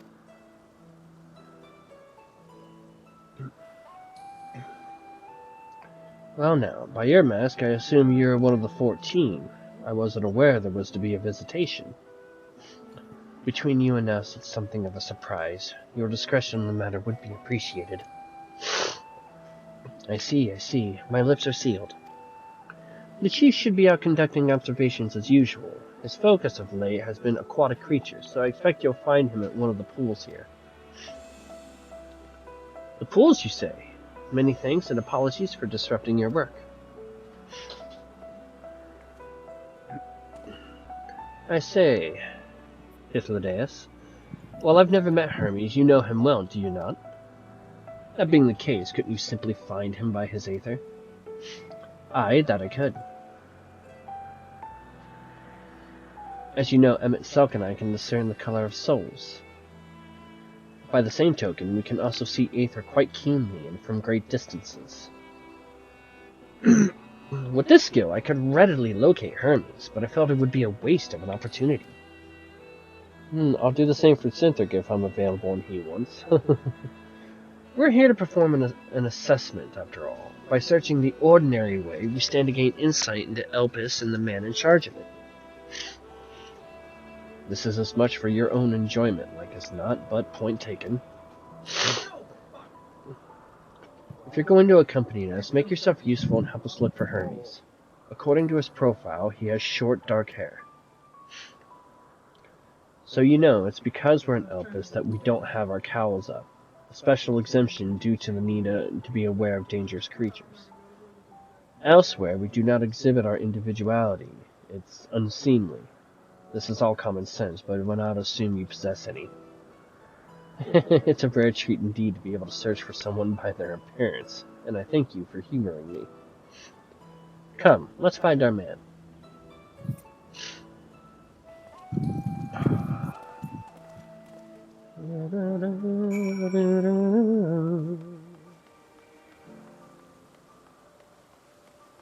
Hey, look, it's Zuexis.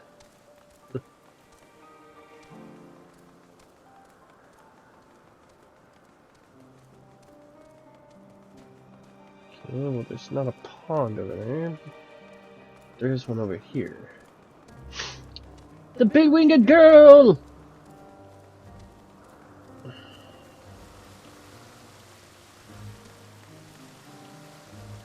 Ah, but he has his mask on.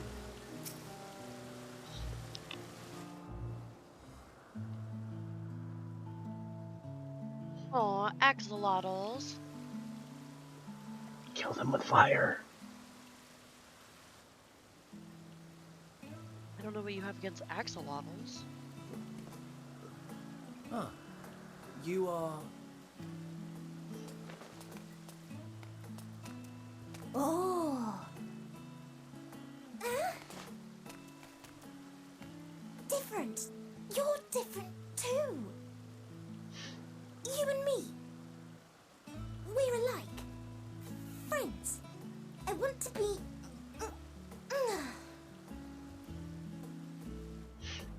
Wait. Please. Wait. Calm down. Greetings and salutations. Can you hear me? Do not be alarmed. I mean you no harm. I wish only to hear your words, share your feelings, and know your thoughts. May we please be friends? What about me finding them Maybe, adorable, please. Strawberry? Be friends.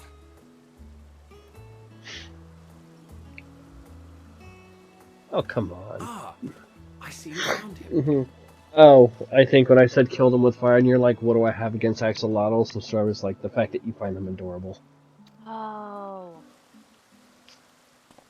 I like this little bee-winged girl. She's adorable, and I really wish I could have her feet part as, like, her legs Too long as indeed boots. for close That sounds so terrible. On this blessed occasion, I bring not only myself, but others who long to speak with you.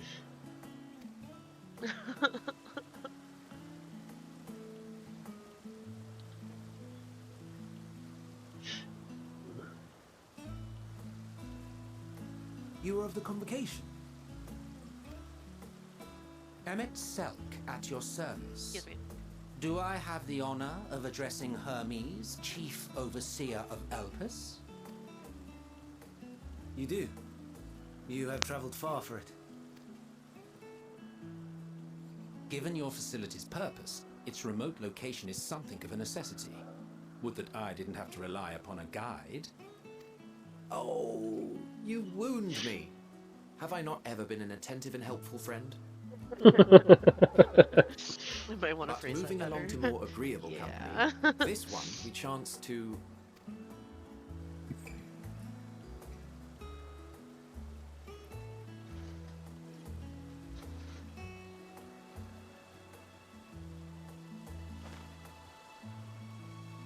She's adorable. Well, you certainly have her attention. Is she one of yours, Hermes? I like the little bewinged girl. I want her, Her wings on name my is head too. Meteon. It means shooting star. I want to be her. If I may make an observation, her ether is terribly thin. I fear she might dissipate at any moment. Nor do I believe you've made a submission to the Bureau. I would remember such a concept if you had. Aww. I haven't, as you say. I judged it too early. She's a pet project of mine, still undergoing preliminary testing. But rest assured that I will attend in person ere long. Very well. Being an authority on flying life forms, I appreciate that you are exacting in your work. I shall look forward to your submission. If we have finished with the perfunctory chit-chat, I would discuss official matters. By my coming, I trust you already anticipate the subject. I have an inkling, yes. Please wait to the main building yonder.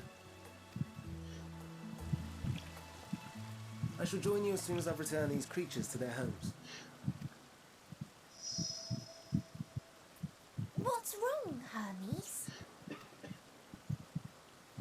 An amistoma is missing. Uh-oh.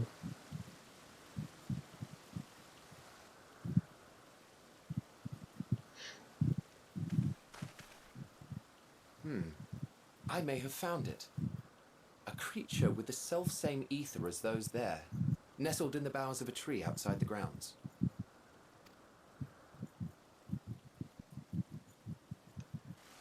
An axolotl's missing? You're saying they can climb with their sorry excuses for limbs? The fashion has been to imbue aquatic creatures with the power of flight, ever since the words of Metron created a sky-swimming fish. The ambistomas too can fly, if only slightly, and they could conceivably climb a tree. Whether they can come down safely, however. Excuse me. No, axolotls. I'll help too.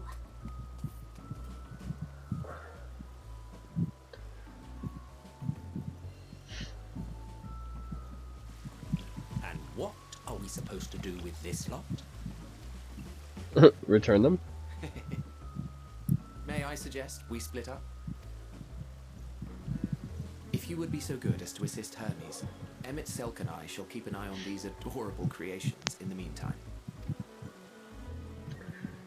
Sure.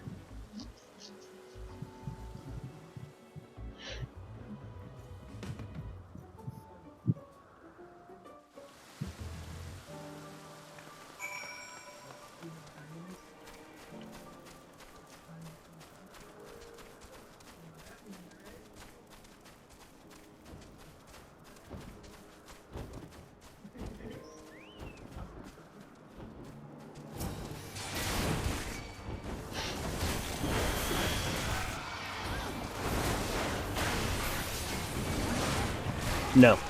No playing with the axolotls for you. Because you have COVID. You don't get to contaminate the axolotls.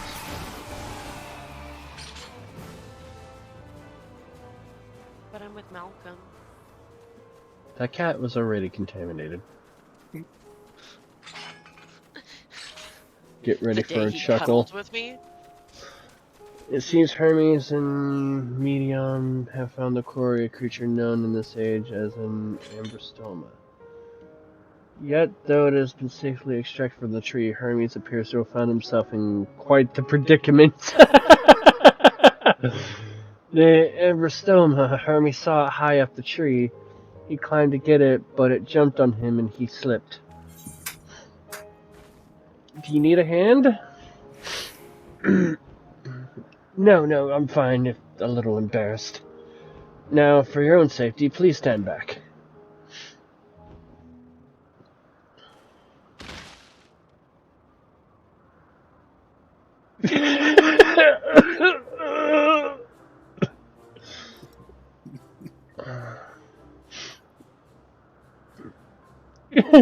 Hermes, are you alright?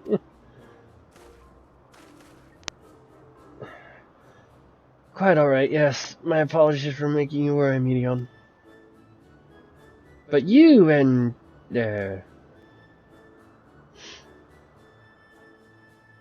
Strife Eclipse, you were called. An intriguing name. Somehow reminiscent of a new creation. Thank you for coming after me.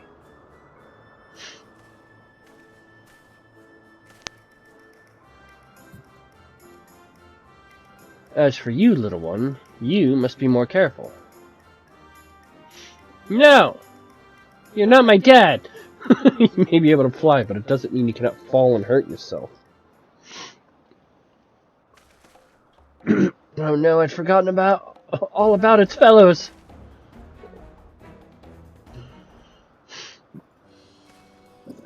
Truly, what a relief. I must take Emmett Selk and Ithlodeus when I return to them. But first, put the distractions out of the way. As Chief Overseer of Elpis, permit me to welcome you to our facility. I hope you will enjoy your time here. Thing is how you have axolotls and unicorns, of course. This is Eren's favorite place. Flytrap plant that are stone. Eren has found her favorite place. She has found her happy place. Well, we mustn't keep the others waiting. Let us return to Agnorisis.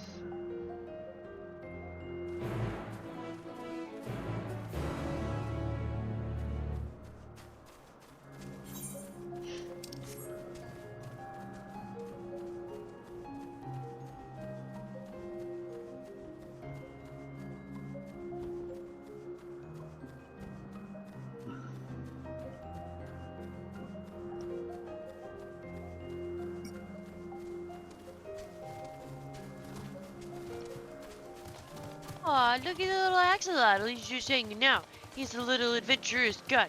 Yes, he is. You're so adventurous. Alright, before I continue onward, I'm going to go use the restroom. We'll be right back.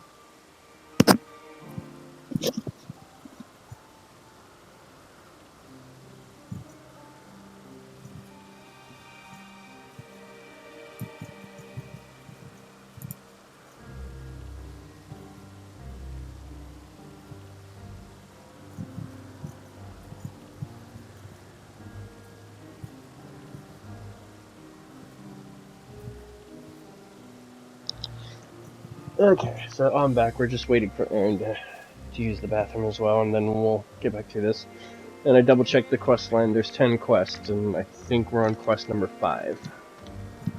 Okay.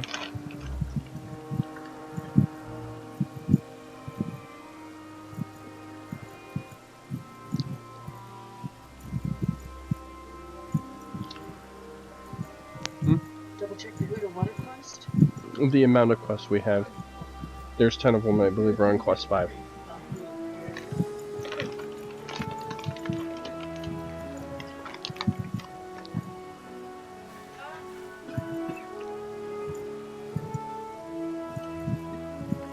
Okay.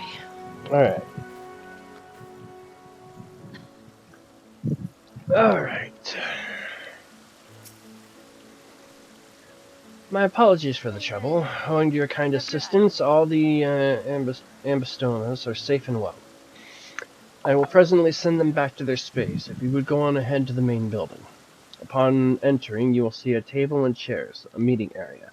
We may speak there. Very well. Take care not to let the creature slip away again.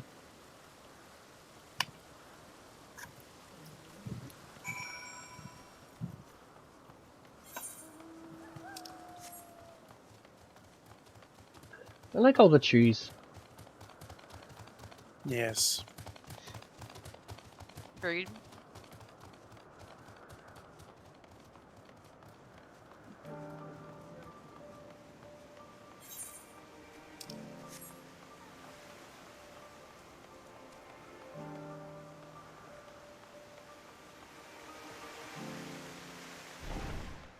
Okay. So I gotta find Fates here.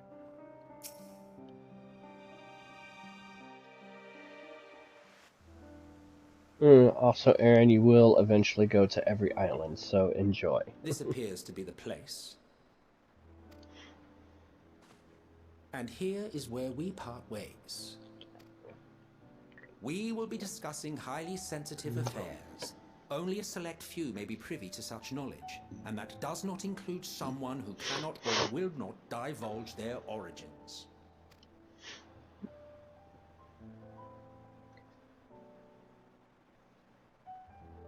What? Will I have to remove you by force?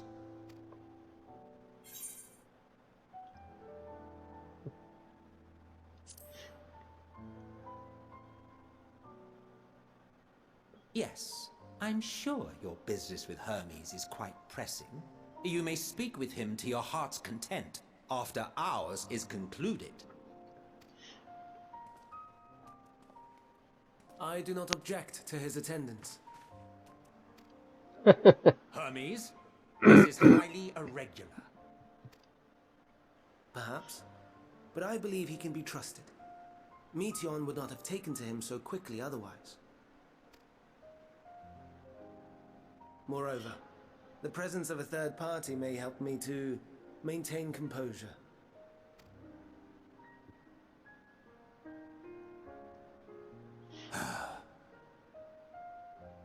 As you wish, then. Behave yourself. Do you hear? God. Emmett Sunk was far more of an asshole back in the day than he seemed. Like, he could be an asshole, but, like, he seemed almost kind of fun.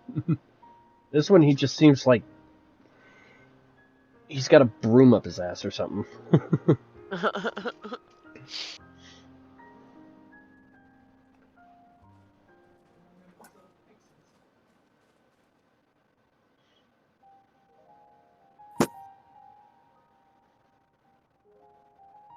So, it's finally happened then. Hi. Van Daniels declared his intention to step down and named you as his preferred successor.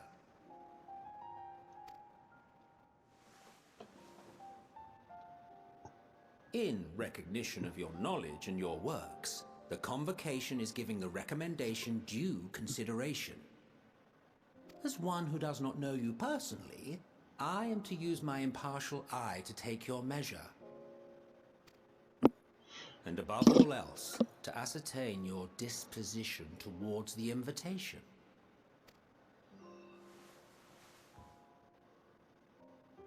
I understand that you and Fandaniel are close. He himself was once chief overseer of Elpis after all. I should not be surprised if you knew before anyone else that he wished to relinquish his office. I did. He told me that when he fulfilled his purpose, he wished to pass the torch to me. A torch you seem none too pleased to accept. Are you so averse to serving on the convocation? No, it's not that. For a humble researcher like myself to even be considered is an honor beyond words. No. What troubles me, what I struggle to come to terms with, is the very fact that Fandaniel is stepping down. Does this not mean that he will return to the star?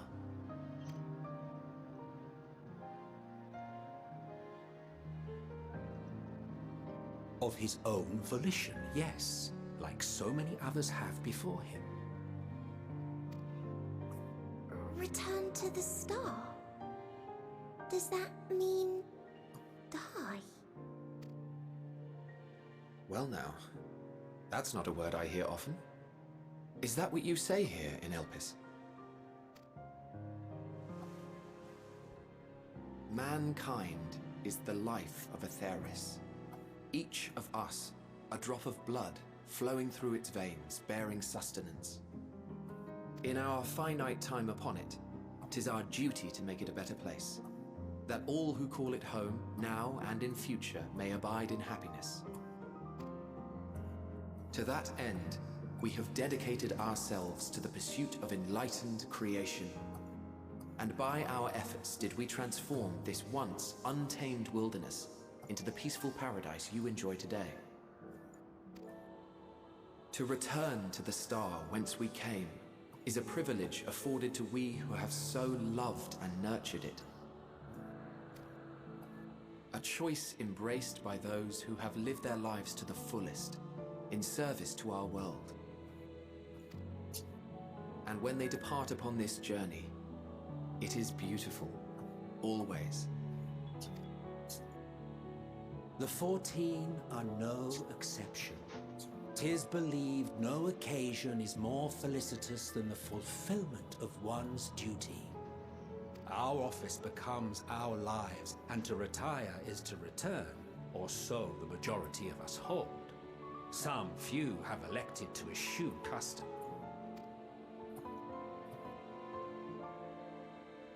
Mayhap you feel Fandaniel's deeds do not warrant his return. Yet you should know his accomplishments as well as any. During his time, he conceived of countless outstanding concepts. And channeling the wealth of experience he attained here in Elpis, he brought forth many new specimens. I know of all this. I do. It's just, I cannot fathom why someone so great and wise, who could still do so much good, would want to end it all.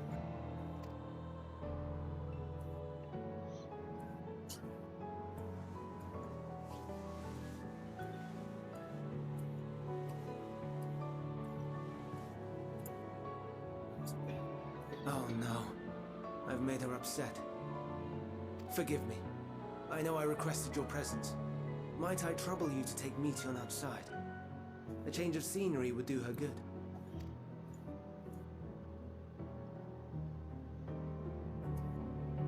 Now I'm a babysitter. But she's so adorable, so it's okay.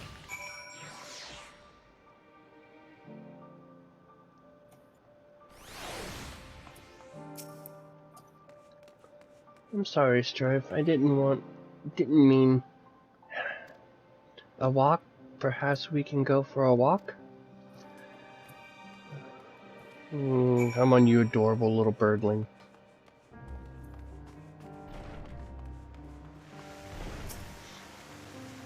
Hermes gets sad when he thinks about death. When others are sad, I'm sad too. That's how I am, how he made me. But don't worry, I'm fine now. So, why did you come here? You want to learn about Elpis and Hermes? Ooh, teach you! I can teach you! We could take turns. I'll tell you something, then you tell me something. Sure, why not? Then it's settled. Where to start? Oh yes, let's talk about Memnon. He should be near the Aetheryte. I'm not good at explaining, but Memnon is. So I'll have him explain instead. Midian is now accompanying you. Keep her at your side in order to proceed with quest objectives.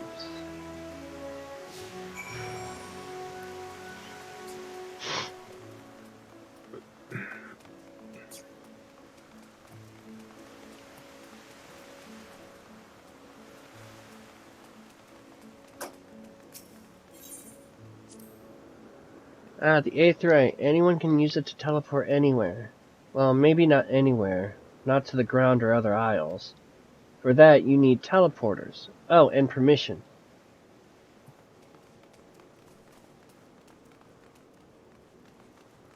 Doesn't look like there's any other area nearby. And what have we here? Though you look like a person, your aether is quite thin. I assume you are familiar like Medion. Is there something you need?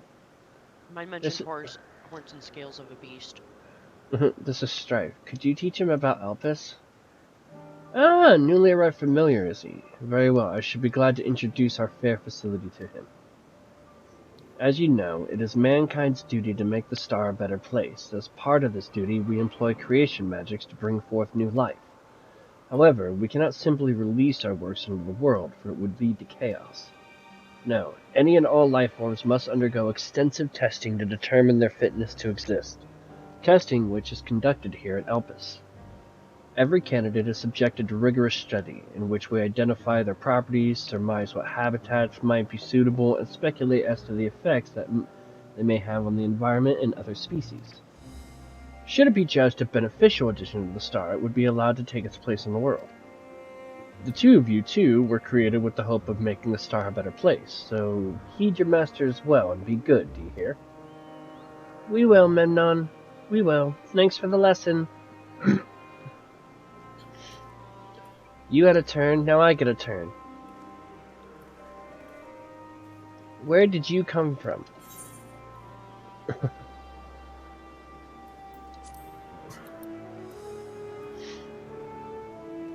There's such a place? I had no idea. But this place is important to you, I can feel it. Oh, my power, I haven't told you about it. A creation. Let's find a creation. One not being watched, then I'll explain my power.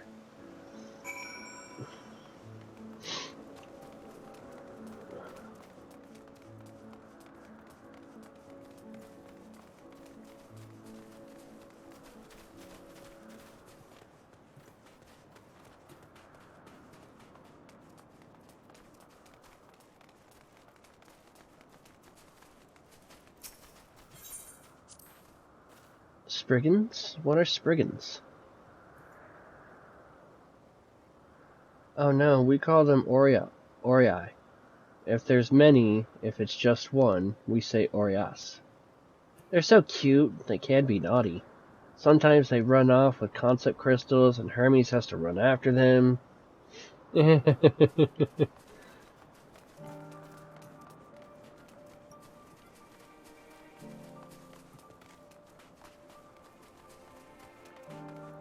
Just looking around out of curiosity. No, I don't see anything in the immediate area.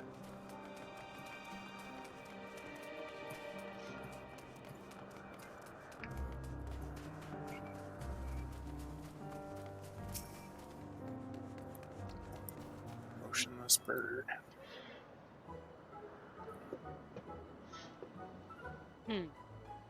Cute. Oh, this creation is perfect.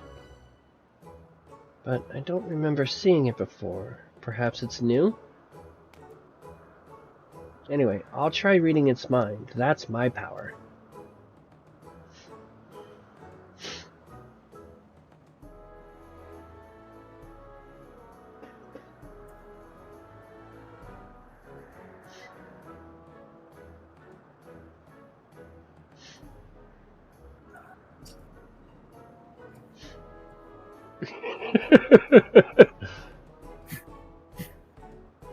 I can't read it. Or maybe there's nothing to read? Wait, please wait. I'll try again. With you this time.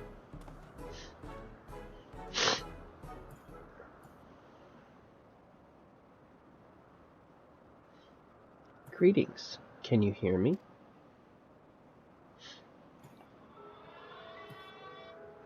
This is my power. I can read the emotions of those around me and project my emotions to others in return. I'm not actually speaking to you in your mind. Rather, you are converting my emotions into words and intention, a process performed subconsciously by intelligent life forms. This ability is vital to my mission, for it allows me to interact with intelligent beings even should they communicate via unknown languages or other nonverbal means. As a consequence, I am clumsy at speaking. Yet though I struggle to express myself in this fashion, Hermes wants me to speak as much as possible, for everyone has thoughts and feelings that they may wish to hide. I harbor an affection for you, one that is difficult to define. Aside from the fact that you share common traits with us, your thoughts are complex, prismatic. They draw me in and leave me wanting to know more. Out of respect for your privacy, I will refrain from using my power when speaking with you. Nevertheless, I want you to know that I wish to be your friend.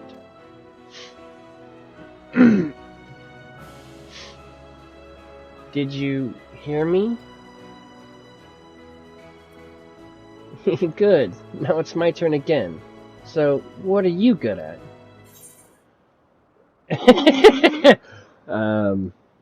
Fighting, crafting, gathering, playing. It's a secret. Fighting?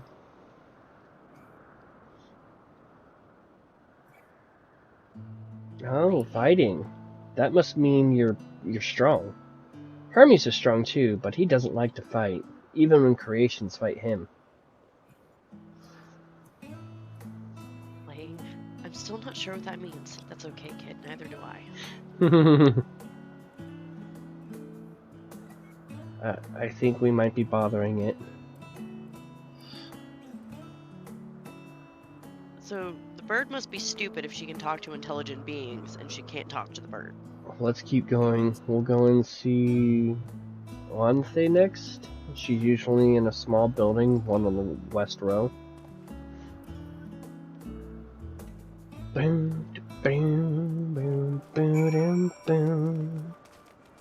Making a lot of assumptions that we're intelligent.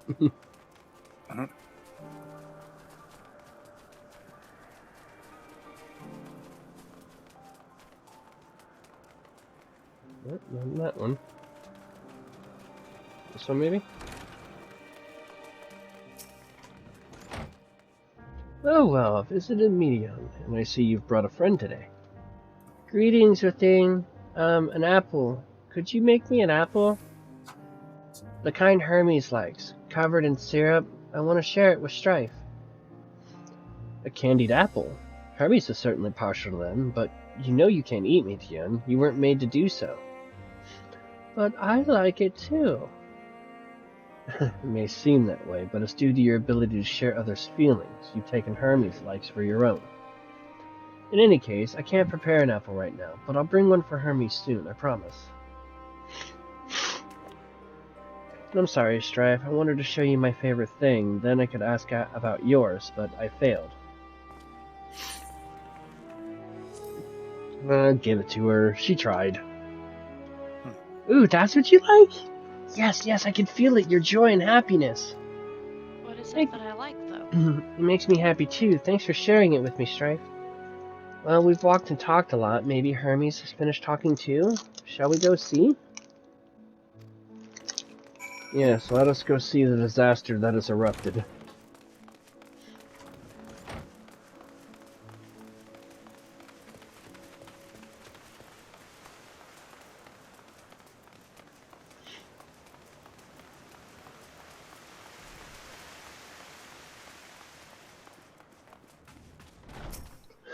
I wish we could get houses like this. There you are. I can see the fresh air has done Medium good. Strife wanted to learn about you and Elpis, so I taught him. About this place, about my power, about your favorite food. I'm not sure if that last one would be of any use. But I do appreciate you keeping Medium company. While you were away, I finished speaking with our guests. Finished? Hardly. You requested time to consider the invitation, so we have no choice but to occupy ourselves with an inspection of your work. My apologies. It has been decided that Emmett Selk and Hythlodeus will accompany me as I tend to my duties. If you wish to learn more, perhaps you would like to come too. I'm compelled to remind you that he is in no way associated with the convocation. We simply chanced to meet him in Propylaeon. There's no guarantee that the matters we discuss will remain private. I do not mind. To see the joy his presence brings Medion, I cannot imagine our mysterious friend harbors malice intent. Strife is kind, really, truly. He taught me as much as I taught him. You're coming, of course, to watch Hermes. You're bound to learn lots and lots. If he'll have me.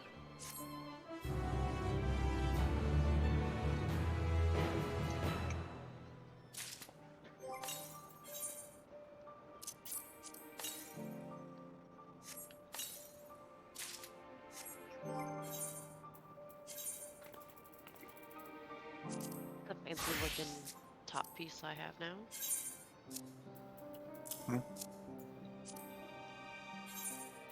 Don't know if you have it, but I figured you can have it now. Nice. Well, look, side quests. Oh, yay.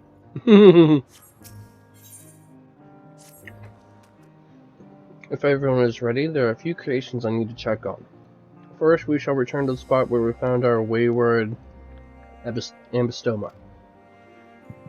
Have care when you step outside a hub, for there may be more unruly creatures about.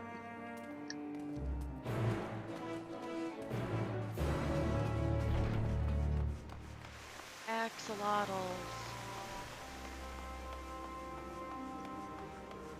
And the side quests will wait till later. Mm-hmm.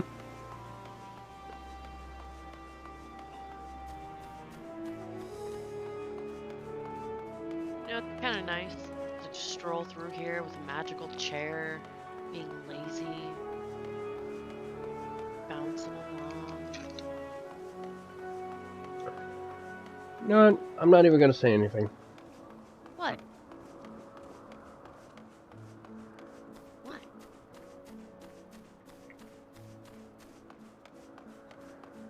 Give them in a chair?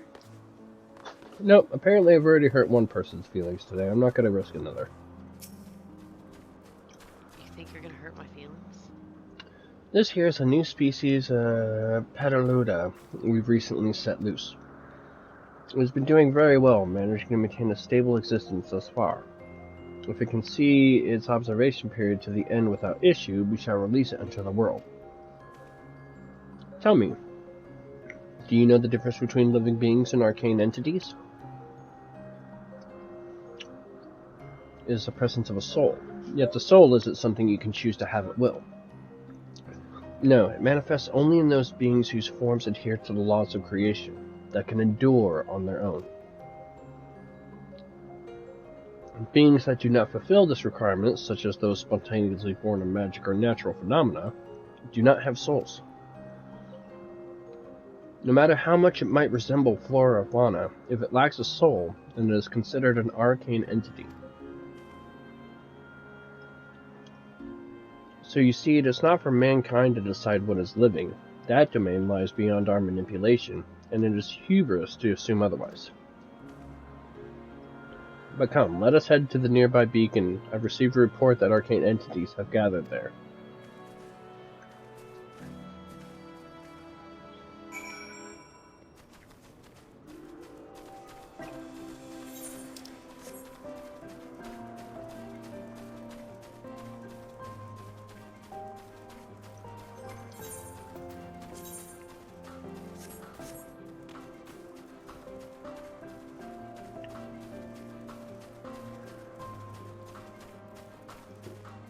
Goku wrote it better. I'm prettier than Goku. I don't know. You're saying Goku's prettier than me. Well, he does look better as a blonde than you do. But I love him. So that's okay. Plus, he's got spiky black hair by default, so he kind of wins over you by default. Ooh, spiky black hair. No gel required. Ah yes, lightning pneuma, just as the report said. Although we call this structure a beacon due to its form, it's in fact a magical device. By manipulating the balance of elements, it keeps the isle airborne and maintains the climate thereupon. In the course of its operation, it often sees an internal shift towards a given element. Right now, that element is lightning, which draws the pneuma here to replenish their aether. It appears Meteon is busy. Would you care to assist me in her stead and feed the pneuma? Sure. By using this lightning converger, you can harness ambient lightning and focus it into a ball. A veritable feast for our dazzling friends. Go on, give it a try.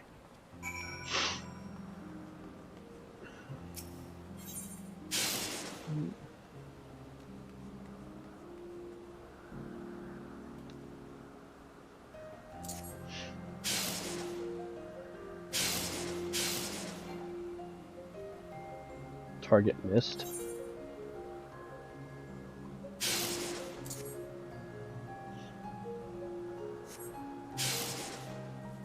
You hit the destination.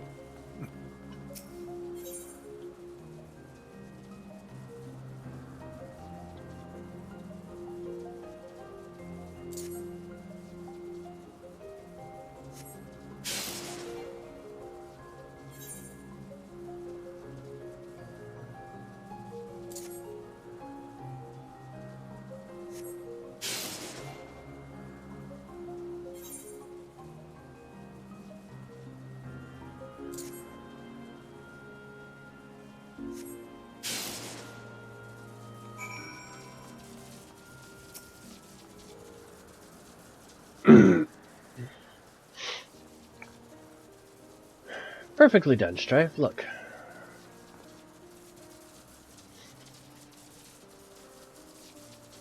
See how they gather to feed, how they express themselves through their actions despite their lack of words?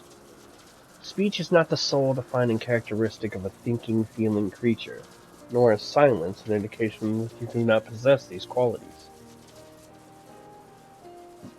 Be it a soulless arcane entity such as a pneuma, or an inferior life form such as a pedaloda, all seek to perpetuate their existence, to survive.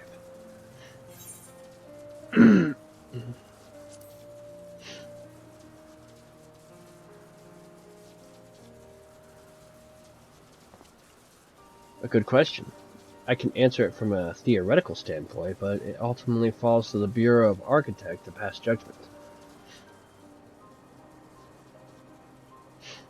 Those with exceptional vision, such as Hythlodaeus, may be able to ascertain her true nature. But to me it doesn't matter. She is herself, and that is all I need to know.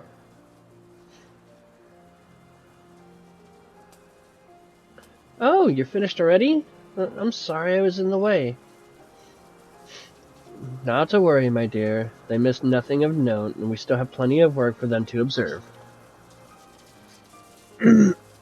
Next we shall head to the Morning Dew. I need to speak with some observers there.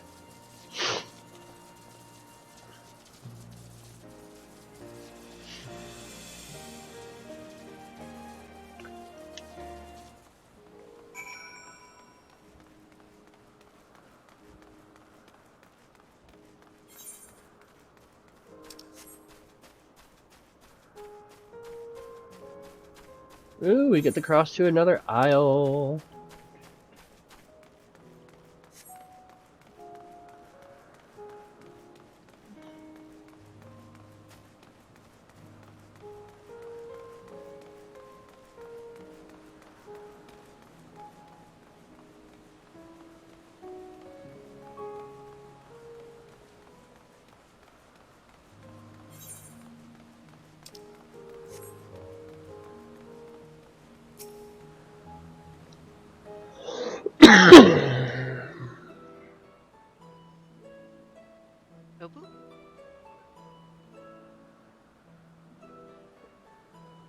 Amazing, is it not? The Ampelos, one of our newest subjects. I would laugh my ass off if they created a Morble here, because Sev would be fucking hating it. Why? So, Why? how are we coming along?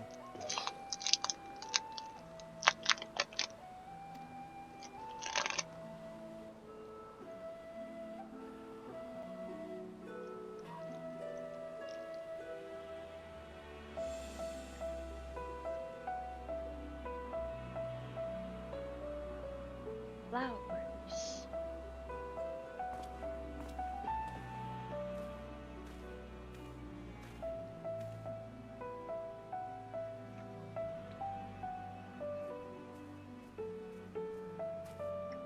This place is Elpis.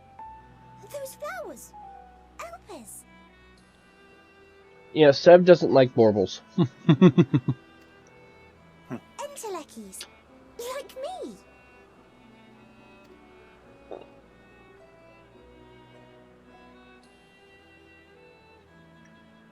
They are a product of Elpis, and so named for their birthplace. A happy accident, born of the hands of a former researcher who loved beautiful blossoms. Unique for how they change color, to reflect the emotional state of those nearby. Though be it here or elsewhere, they are seldom seen in any hue save purest white. Reflect the emotional state, you say? By what means do they achieve this? In creation, there exists an energy wholly apart from ether, one driven by emotions. In like manner to how we manipulate ether, this flower is subject to the influence of said energy.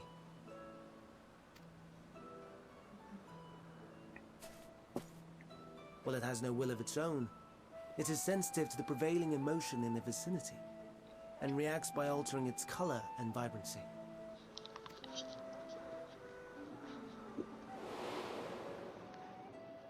Akasha?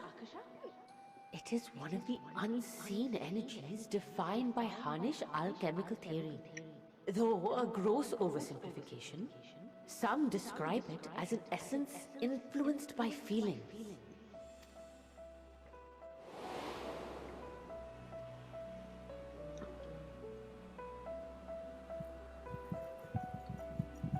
Akasha. Though I'm not familiar with the term, your description suggests it is the self-same energy. Dynamis, we call it. And those entities like the Elpis flower that have the ability to interact with this energy, converting emotions into tangible phenomena, are Entelekis. That's me! That's me! An Enteleki! That you are, my dear. And no ordinary one at that, but the first possessed of free will.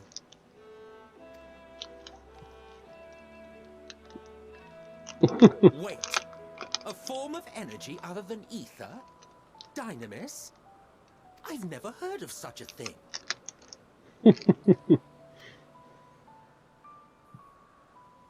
Hardly surprising. Dynamis cannot be seen, much less felt. And though its existence has long been theorized, we had no proof until the flower's serendipitous creation. What's more, Dynamis is far weaker than ether. Under normal circumstances, its effects are drowned out by the latter. On account of which, beings comprised of and reliant upon the ether, like you and I, are unable to make practical use of Dynamis. 'Tis a truly esoteric thing, known to but a select few scholars. Intriguing. Then, given the limitations you described, why create Meteon?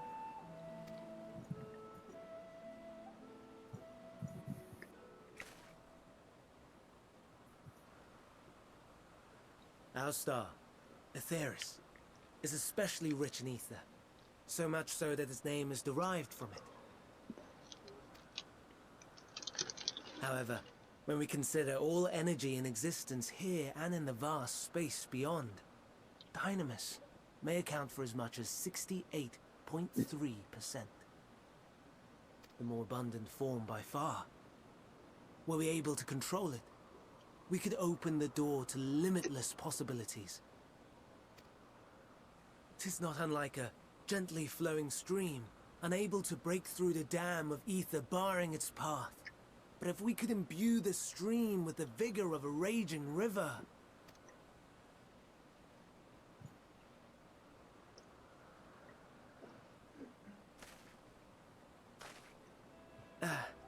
Not that I have such grand ambitions.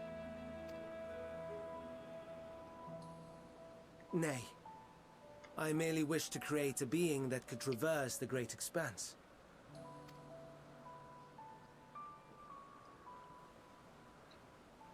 The relative scarcity of ether beyond the bounds of this star was a concern. And so, I looked to another source of energy by necessity.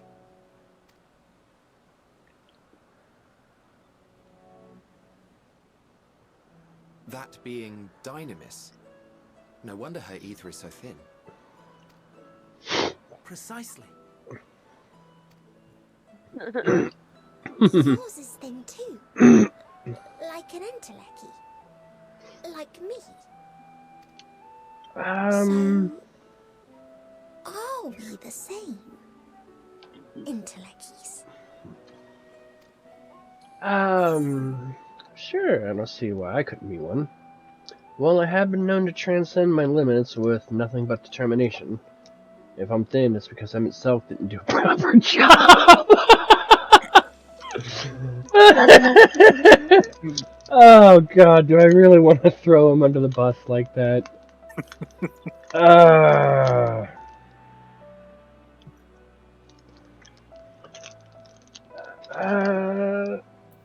I'll go with option number 2, just to see.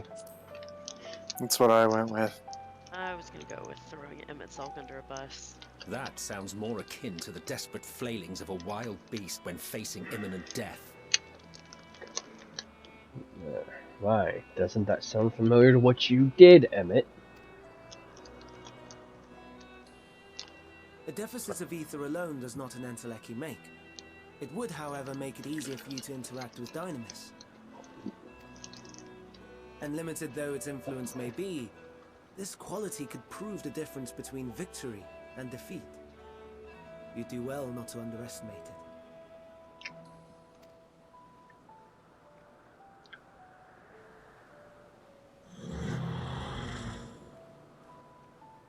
Oh dear, I'd forgotten about the poor fella. You must excuse me a moment while I go and verify a few more things.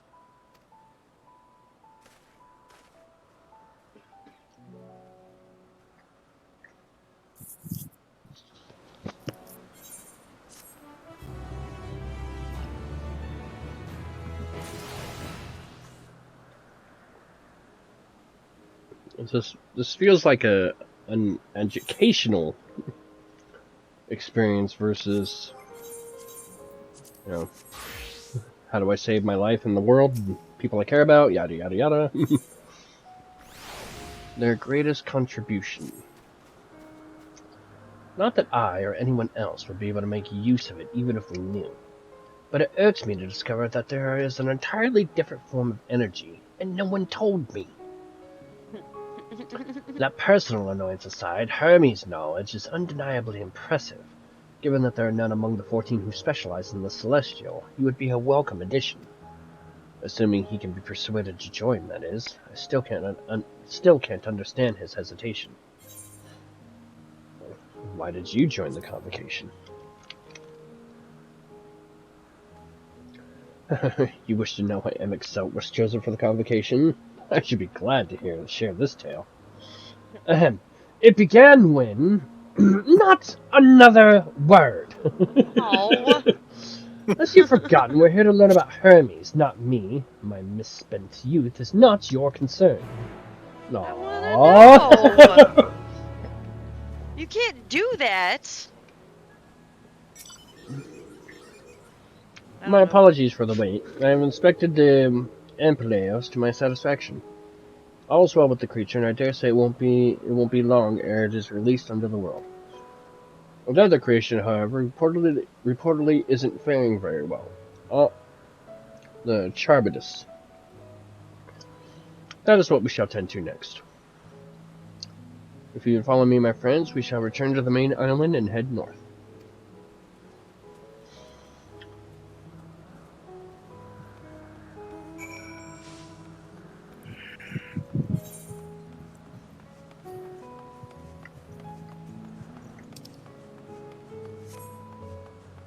Magic vroom, vroom, vroom.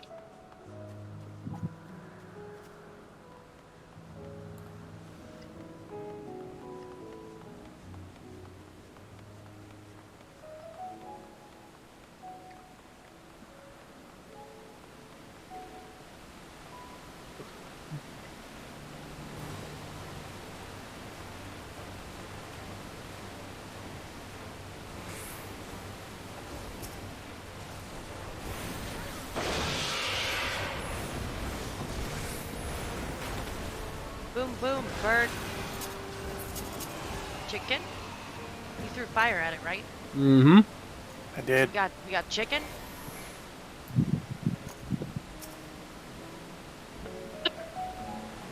Did you order original or extra crispy?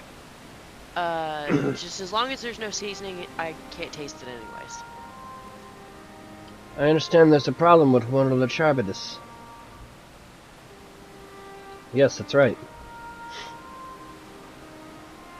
As you know, the Charbidus is based on a sea creature. Owing to adjustments to enhance its affinity to wind, it is capable of flight. The specimens created from the concept could all fly without issue, but a problem arose in subsequent generations. This third generation creature was born with an etheric imbalance leading strongly towards water, its aquatic origin reasserting itself, it would seem. The result being its affinity to wind is diminished and it cannot fly. No matter what we try, we cannot get it to rise even the slightest bit. For such change to manifest in so few generations, I fear they are too unstable, flawed. With your permission, I will revert the creatures and recommend to the Bureau the concept be revised. With its etheric balance leaning towards water, the Charbidus would indeed struggle to manipulate wind. Yet it is too early to conclude that it cannot fly. Having failed at first, it may simply have developed a fear. I shall transform and fly with it. Help it to manipulate wind until it finds its wings. What? You needn't go to such lengths.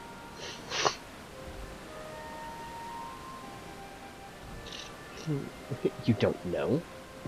But of course not. Transformation is an art in which one manipulates a vast quantity of ether to construct another body around oneself. In practice, this allows one to assume any conceivable form and thereby transcend the limits of one's flesh. Yet convenient though it may be, transforming in the presence of others is considered vainglorious in the extreme, as uncouth and unseemly as running around robeless. Shameful. Am I to understand you make a habit of this? No, nothing of the sort. It's just that, when transformed, I can wield the wind and fly. It may seem excessive, but what is our shame next to the lives of these creatures?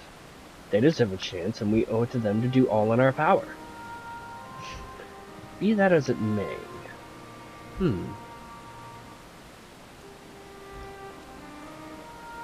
Yes, I believe I have a solution, Emitselk. May I trouble you to move the Charbidus away from its fellows, somewhere out of sight?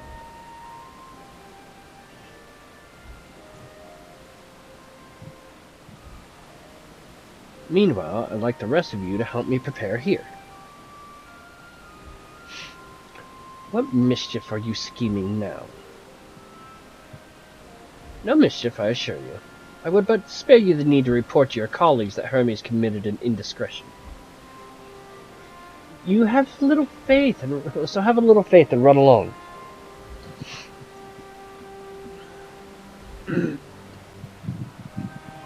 I trust you don't mind.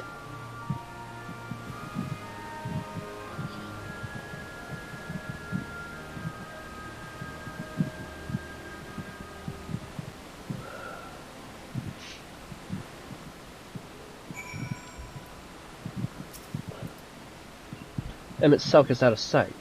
Good, let us speak of the plan. It's a stroke of genius, really. We have Emmett Selk train the Charbots. Aside from being able to fly untransformed, he can readily see aether currents. And with his adept spellcraft, he can also employ suitable wind magics to guide the creature along. While he is indeed capable of all you described, it is not his duty. I am loath to trouble him with it. Don't be! As I mentioned, it would also be for his own sake. With that settled, let us begin at once. Strife, I want you to go to Emmett Selk. Tell him that you have a favor to ask. He will be disinclined to cooperate at first, but you mustn't be discouraged. With our friend, the trick is to be unflaggingly persistent. Off you go now, and good luck. With the chat mode and say, use your keyboard, and I have a favor to ask. What favor am I supposed to be asking him? Oh look, and Eren wonders why she makes so many friends when she runs right in front of them. I was on auto. I was typing. I was, you know, preemptively getting my statement ready. Besides, he didn't stick around.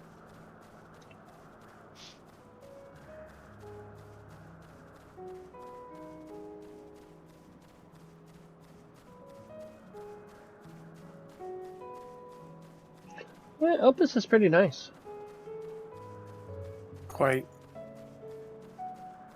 I mean, I think I'm pretty more still in love with the moon than this place, but I mean, this is still very pretty.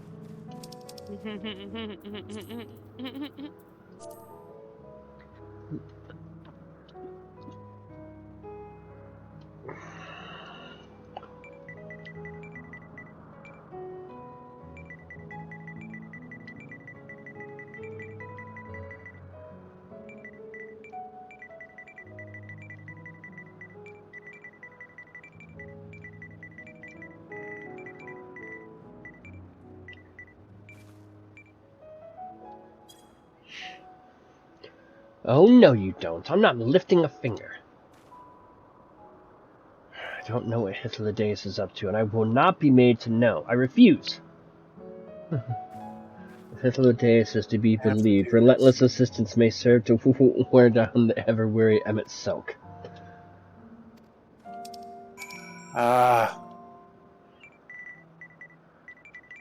There we go.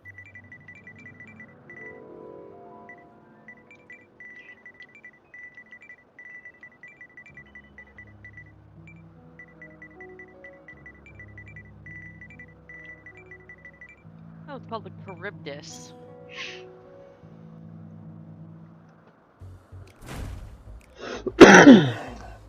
No, no, no. You are not foisting this nonsense on me. I'm given to understand you have the power to help the Charybdis, and should be quite willing to do so. And so I appeal to your better nature, most benevolent Emmett Selk. Please teach it to fly. Or else Hermes will transform. Right now. Oh.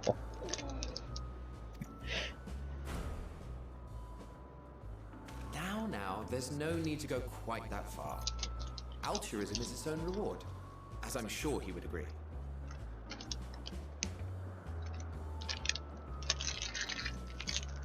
Oh, would he now? And who contrived to put me in this position, pray tell? Nothing so devious. I merely suggested a possible course of action.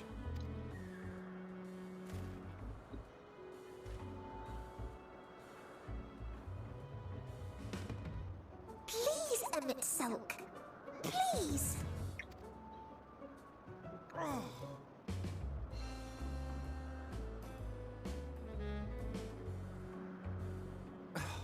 I did not come all this way to play nursemaid to your creations. I thank you to remember this favor and let it be the last.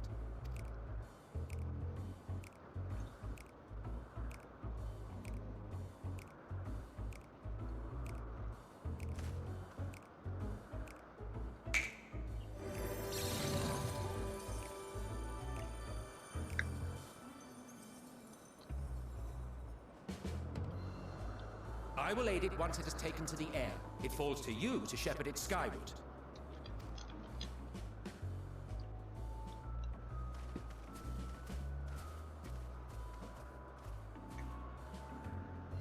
Well, let's relax and enjoy this, shall we?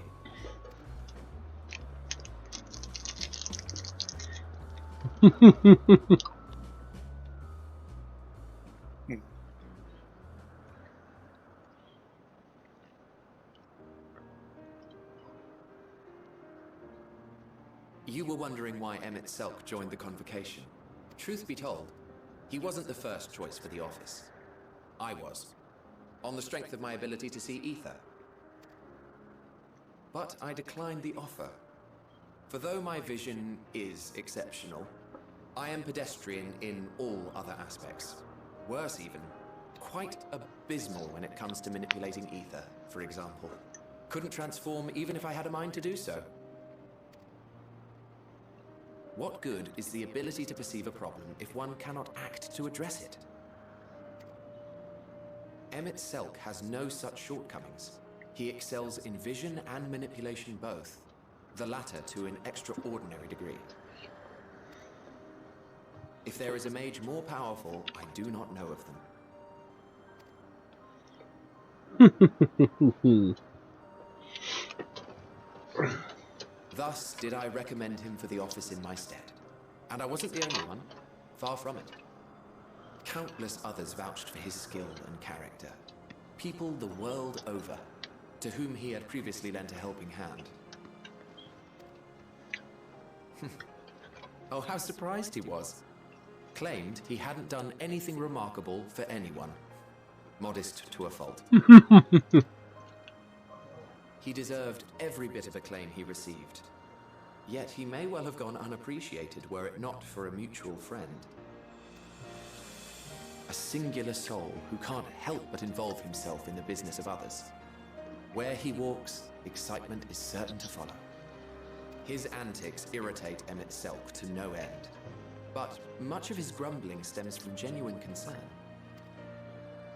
When our friend calls, he never fails to answer and lend his talents.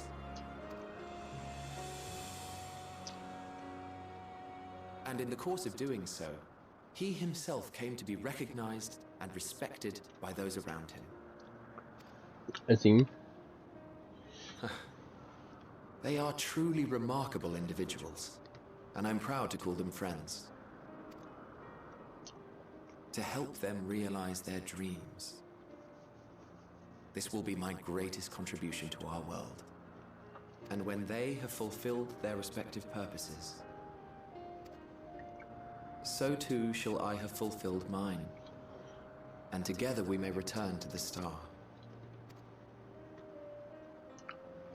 Look at me, spilling my innermost secrets. I can't seem to help it with you. I can only assume it is due to the color of your soul. I just don't understand how you can be so alike and yet so different. Well done, my pet. Well done.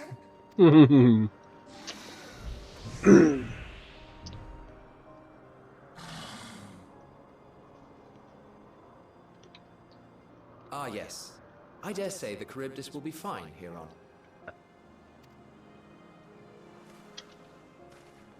Why don't you go and signal to Emmett Selk? Let him know that his arduous task is at an end.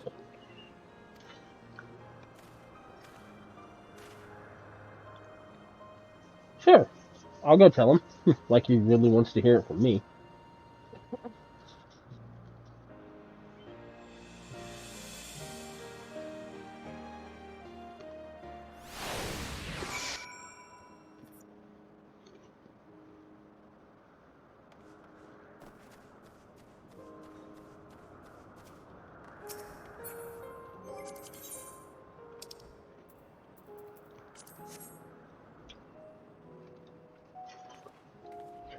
Emerging from his reverie, Emmett Selk notices you and begins to descend.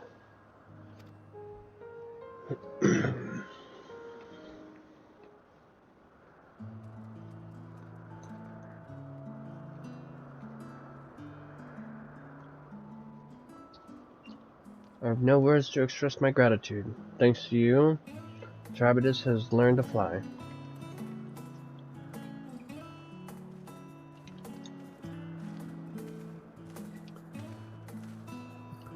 And Strife and I could relax and have a pleasant chat.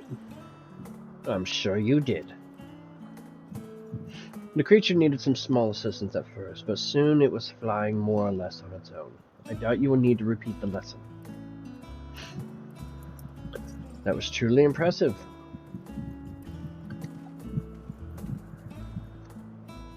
I witnessed it from afar. The Charybdis flies.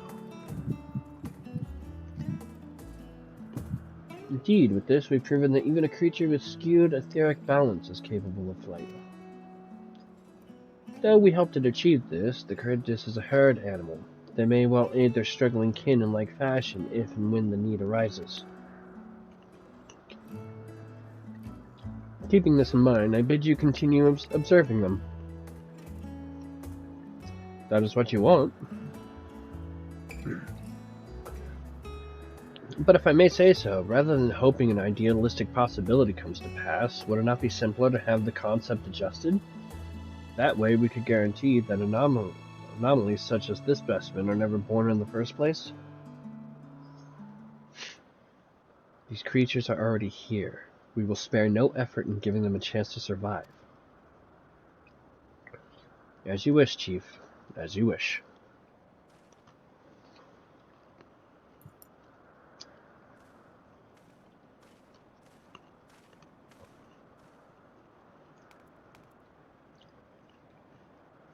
Hermes?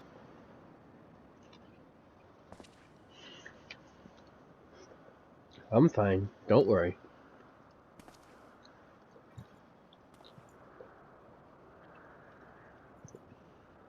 Well, that concludes all my present tasks.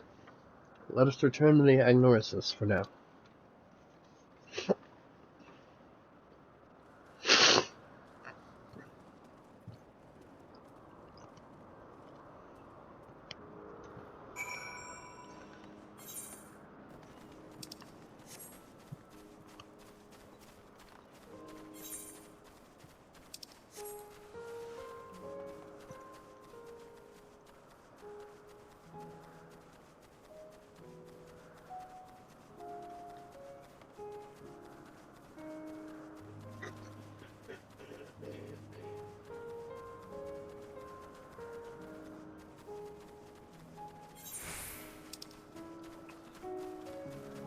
Surprisingly enough, none of these side quests that are done here offer up aether currents.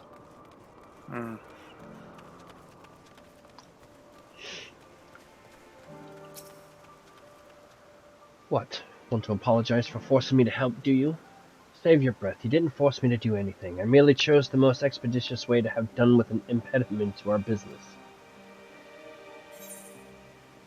Uh-huh. Sure. Uh-huh. Oh look, now we have a quest.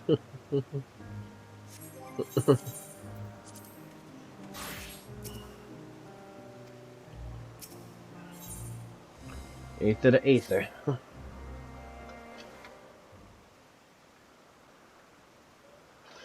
Tell me, Strife, in the course of watching me, have you learned aught of value?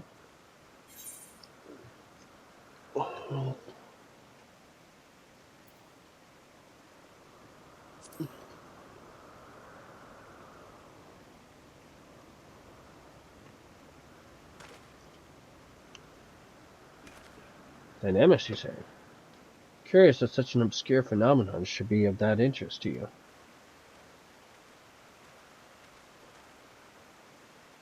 Chief Hermes, what good fortune to find you here.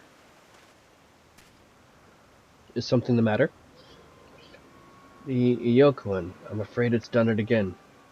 No sooner did we release one for observation than it set upon the nearby occupants, slaughtering them.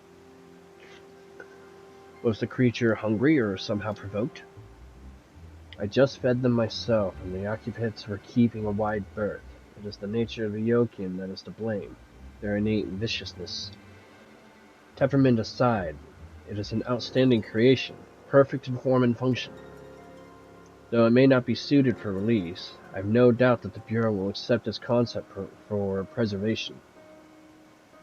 In any case, there's no point in postponing the inevitable. Doros will revert them all once the paperwork is in order. Where is the scene of the incident?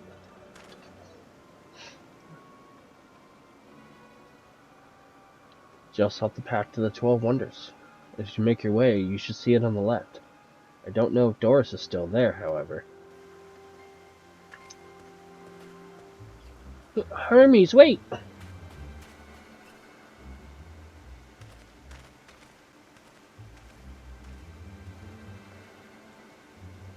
If this is part of his work, then I would observe. We follow.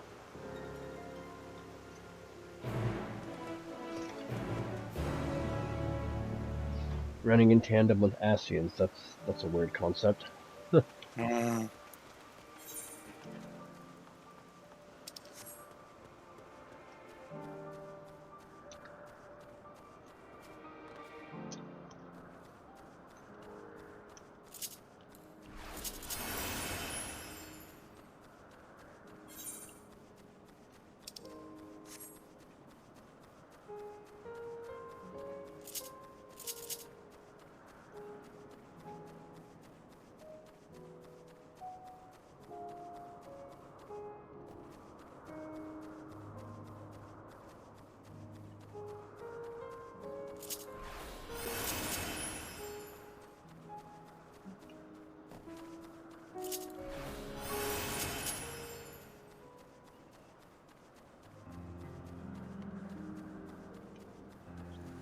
I fall just outside your range.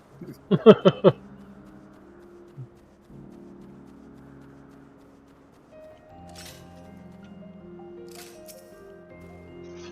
lacerations on Burn are unmistakable.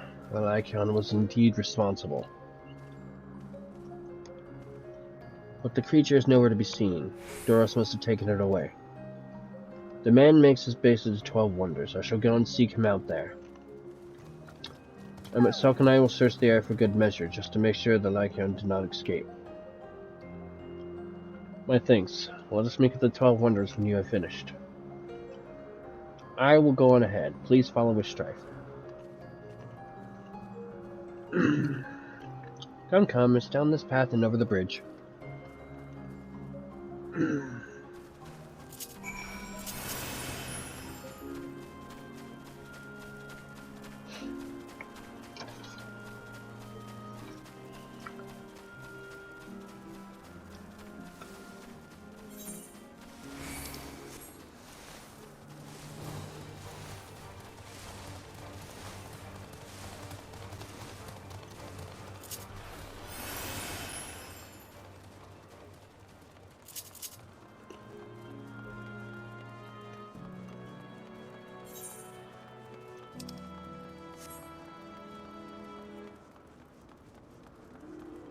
First things first, we'll grab the Aetherite.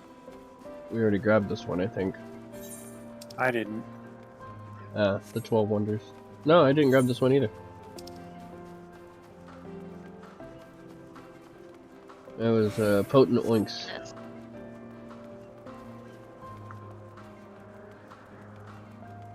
Oitan Oikos.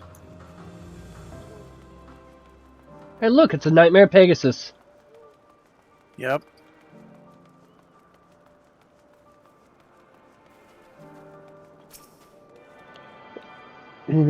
For a second, I thought at least Pet was a strawberry tail.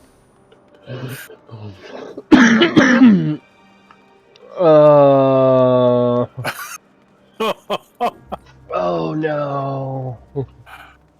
Oh my. Centric, no.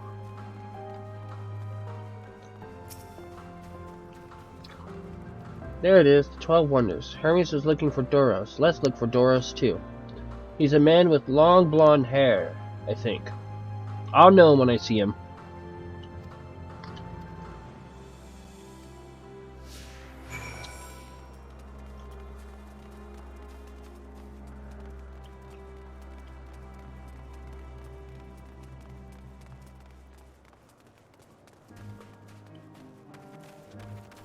Well, it's a woman.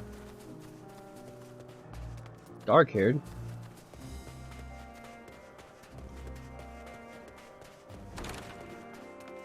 Anybody in here? Nope.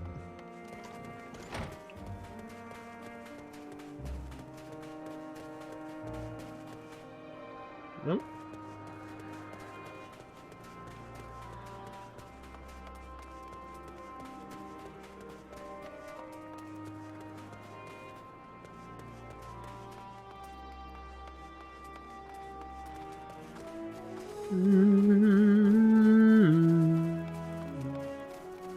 Found him. Yep, that's long blonde hair. Doros! That's Doros! Oh no, it isn't Medium. What brings you here?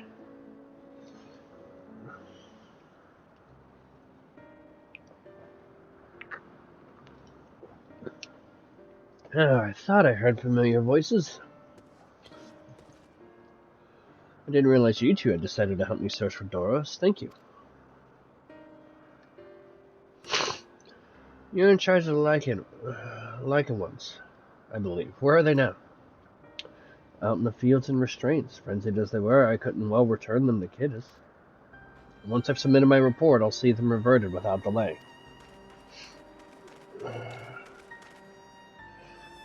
It's as he says, the beasts are indeed quite ferocious. You're one of the 14. What brings you here? Nothing you need concern yourself with, as you were. We've heard the news. The Lycan slaughtered Okivetes. As the observer in charge, you are of the opinion that they are not fit to be released? I am. Their abnormal aggression and exceptional strength makes for a highly problematic combination. It matters not where they are released. Lycaones would threaten other species and upset the natural order. Could it be that the specimens observed are an outlier? Highly unlikely. We've created a good many of them, all exhibited the same tendencies. Even when we used Kairos to begin with a fresh slate, their behavior was unchanged. Kairos? A memory reconfiguration system. The Chief himself created it. It allows us to erase or alter memories that we may observe creations in different environmental conditions without needing to remake them from scratch. Quite impressive, and potentially dangerous. Depending on the intensity of the etheric emissions, Hashtaroth may wish to have words with you. Rest assured I kept all values within prescribed limits, and to prevent misuse, its applications are limited to those authorized by the Chief Overseer. Do not misunderstand. To manipulate a subject's memories is an intrusive act I deeply abhor, but it is still preferable to execution. Come now, Chief, let's not be so melodramatic. What was born of Aether is simply being reduced to its original state. I know the distinctions concern you, but we mustn't lose sight of the bigger picture, making rational choices for the sake of a more prosperous star. If a creation cannot be properly studied, even with the aid of Kairos, we remake it. If a creation is deemed a detrimental existence, we unmake it. 'Tis all for the greater good, and none question the necessity of such routine processes. I understand these things, I do. I would never think to unleash a clear and undeniable threat under the world. Yet, insignificant though their individual lives may be, next to all creation, it is all Lycanos have. Before we seal their fates, we owe it to these beings to exhaust all options, to ensure that nothing has been overlooked. If you insist, let me provide you with a full report, and we may take it from there.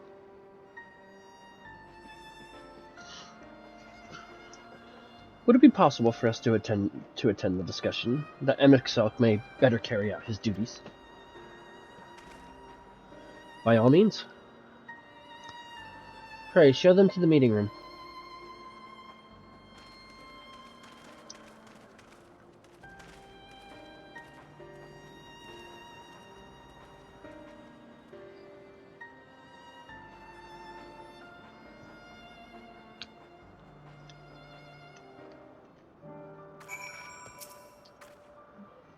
To man, other beings are just things, to be used and controlled, like magic. That's what Hermes told me once. Aww.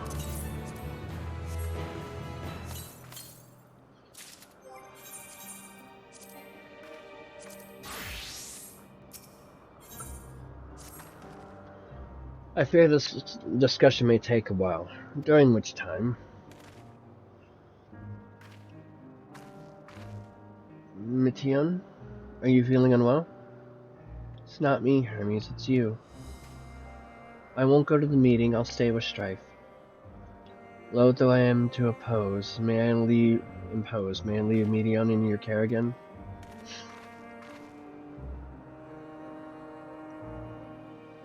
I'm in your debt, if you'll excuse me.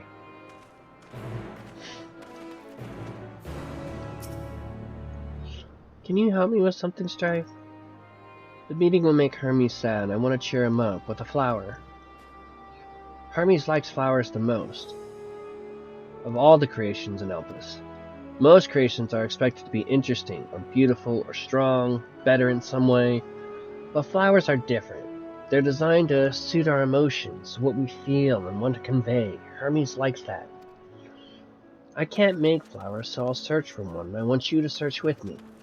Let's start here at the 12 Wonders.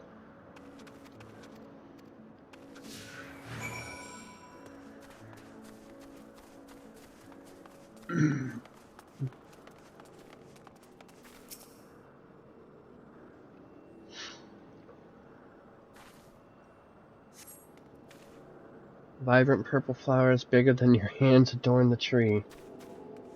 Ooh, so big and bright. I love them. But they might be too bright. You have to think of the recipient, that's what Hermes said.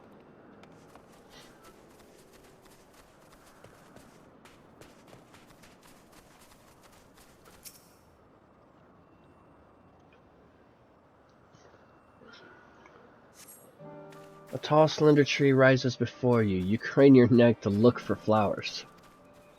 No flowers. If there were apples, we could have covered them in syrup.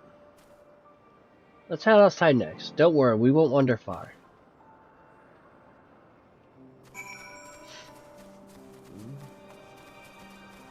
Let's get him a Nightmare Pegasus. That makes everybody happy. Made Chibbles happy. Yeah, I'm never gonna let that one go. An array of beautiful flowers grow on the bed, their mix of colors forming a pattern. These would be better for Hermes, but they're hedged in. That means we shouldn't touch them. They're either under observation or poisonous. Any other place should be fine now. Let's keep looking. Blood sacrifices for the Chibbles. Chibbles.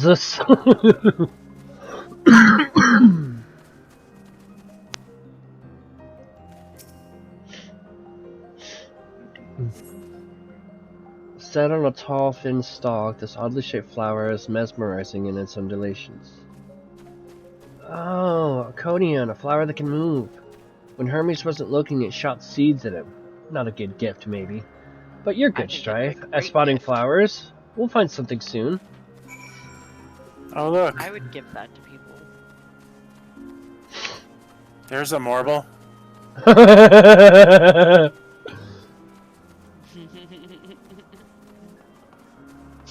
Now, is that an actual enemy, or is that just like somebody... That's just a marble sitting in the field. So you mean I can come over here and just chill and look at it in first person and take pictures and send them to Sev? Be afraid of a friendly marble. Doesn't make all the sounds. Yeah, I mean, look at those. All I know is Seb briefly looked over at my screen and his eyes grew so wide.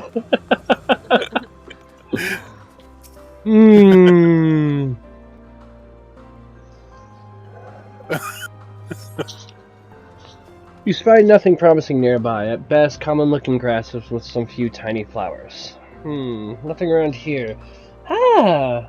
Over there, Strife, something big, huge! Oh, send me to the marble. Send me to the marble! Here we go. Send me to the marble!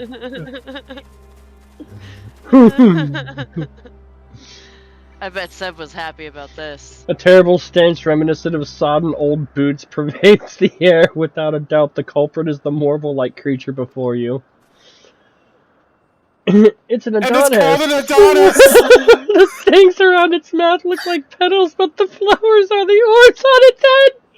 When Hermes inspected it, it swallowed him up! He didn't leave his room for days! What do you think, Strife? Would he like it? Everybody wants a marble. It's probably not that good sort of memory. So not this one either. Finding a flower, it's harder than I thought. My heart skipped a beat when I saw that on the screen.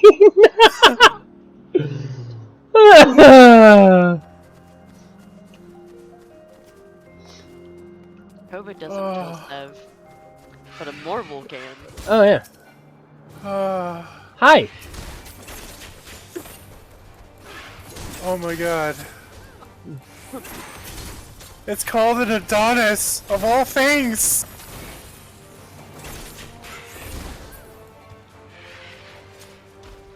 Well, someone should get a Cassie bulb and mail it to Seb.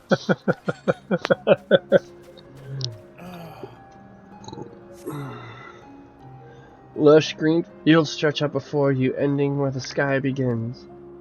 Oh, there's nothing. That shiny thing over there, what could that be?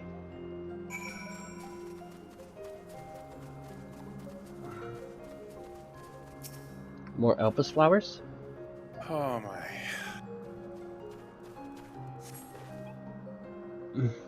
Come on, Seb, it's so cute in its little dress. Oh, Elpis flowers, they're here too. Hermes likes and dislikes them at the same time. Like me, they're Antelekis. Like me, they feel his pain and turn dark. That's only for Hermes, though. For others, they're always white and bright.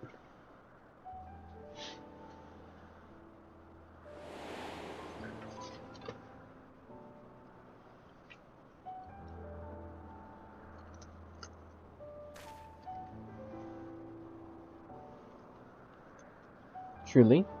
The flower was dark in your home? Then, do you have it too? A dark emotion?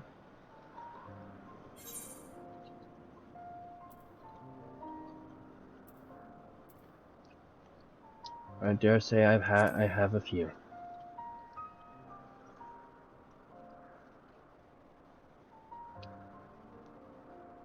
You don't have to say it. I can feel it's something you want to hide. But won't you lend it to me, the darkness inside of you? I want to make the flower dark in front of Hermes.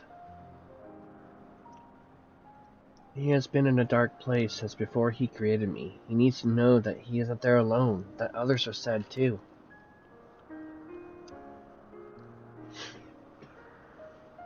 Truly, you'll do it?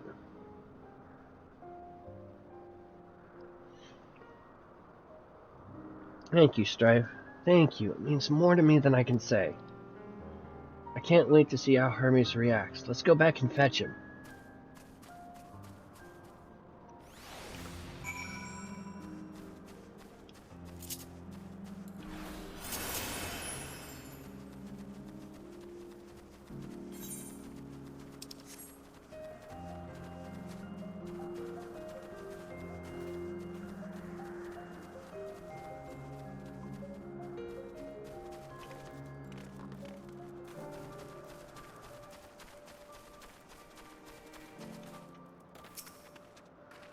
Seems like they're still talking. Let's wait until they've finished.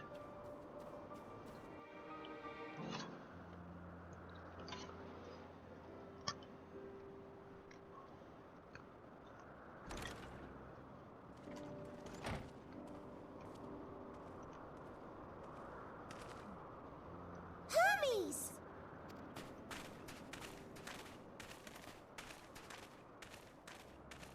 Oh, you were waiting for me. You've finished talking? Yes, we've come to a decision. My thanks for keeping Meteon company. Emmett Selk and Hythlodaeus have already retired to their rooms. There is room for you too, if you would follow me. Wait! I want to show you something first.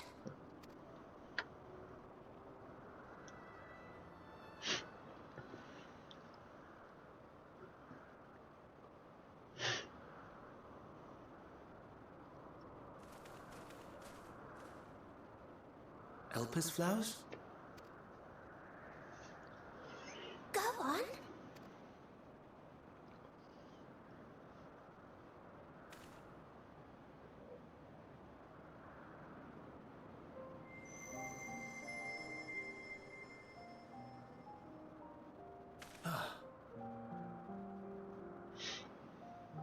You're not the only one, Hermes. Others feel sad too. You're not alone.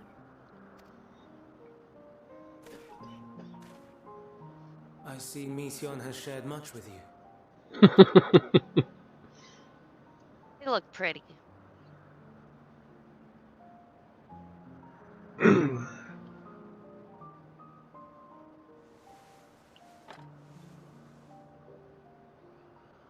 Finally, we get to see him without his mask. May we talk a moment?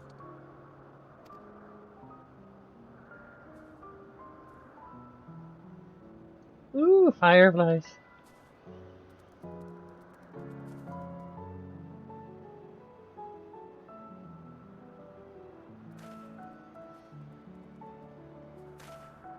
Doug. I do not think it wrong that we live for the star, that we strive to make it a better place. Welcome back, Strawberry. And yet, in carrying out my duties here, there are times when I am plagued by doubt. Do you recall what Hythlodaeus said when we first spoke of my nomination? Death is the privilege of those who have fulfilled their purpose, a choice they embrace of their own free will. Yeah. And when they depart, it is always beautiful. Perhaps it is, but only for man. Creations that he deems useless are discarded with nary a second thought. Some scarcely born into the world, afforded a handful of breaths before life and potential are abruptly extinguished. We make an effort to spare them the pain. They sense what awaits. Rage and anguish and cower and fear. And it is not beautiful. Yet no one cares. No one. So fixated are we upon the duty that we do not pause to question the method. Pain and suffering, confusion and despair, writ plain in the eyes of those poor creatures. I just wanna live. We turn a blind eye and carry on in blissful ignorance. Not amiss. And always, always the blossoms shine pure and white. A contradiction so blatant I could scream, want to scream. How can you all accept this aberration? And I wonder, am I the aberration for thinking thus? And I am filled with dread. But now I know I'm not alone. Not the only one for whom the flowers weep. I won't ask what you thought as you kneeled beside the Elpis, or if you only did it at Meteon's insistence. Nevertheless, I thank you. He's got some really green eyes. To know that you too have experienced suffering is a comfort.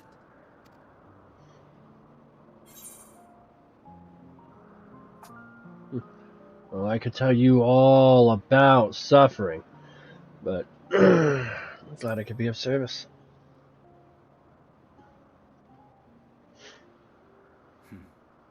To so willingly lend an ear to ease my burden. You are a strange one. You wouldn't be the first person to have called me that. The stars in the heavens. Know you what they are? Though it is too far to tell, each glittering light could be a world not unlike Aetheris. A world filled with life. So many stars, so many lives. For us, there may be no higher purpose than to live for our world. But what of the other living beings out there? What is it that gives their lives meaning? That drives them day after day after day? And thus was born the Eorzean and NASA. To pose that question to our undiscovered cousins, I created beings of dynamis, who can traverse the vast emptiness between the stars. Meteon and her sisters. Sisters. She has a great many of them, and they have already departed on their journey, traveling to one star and then the next in search of life.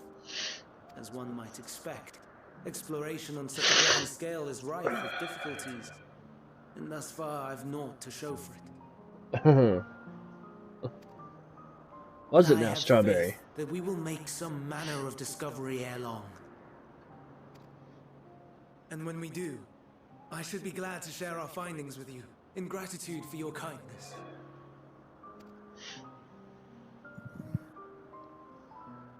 It's getting rather late. We had best find our beds. It would not do for both of us to be sleep deprived on the morrow. Come, Meteon. Let us head back. All right.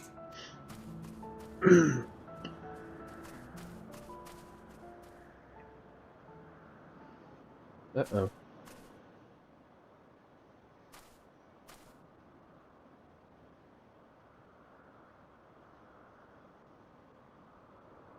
Alright, I need a quick bathroom break. Something caught her attention real quick. BRB. Okay.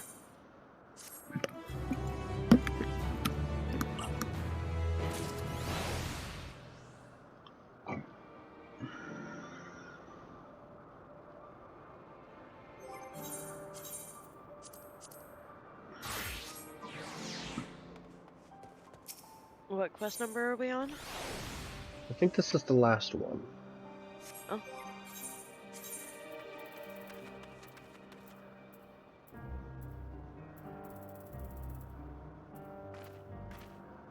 Yeah. Well, I'm gonna trade out my coffee real quick here while Rayn uses the bathroom for a second.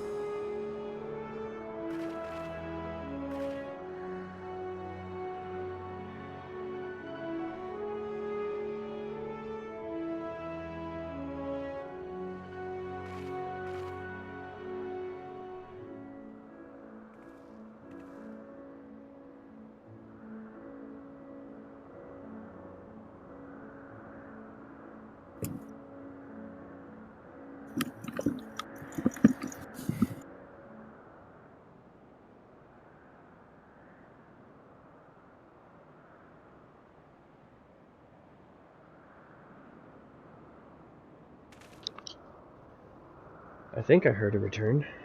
That is me. Alright. Back.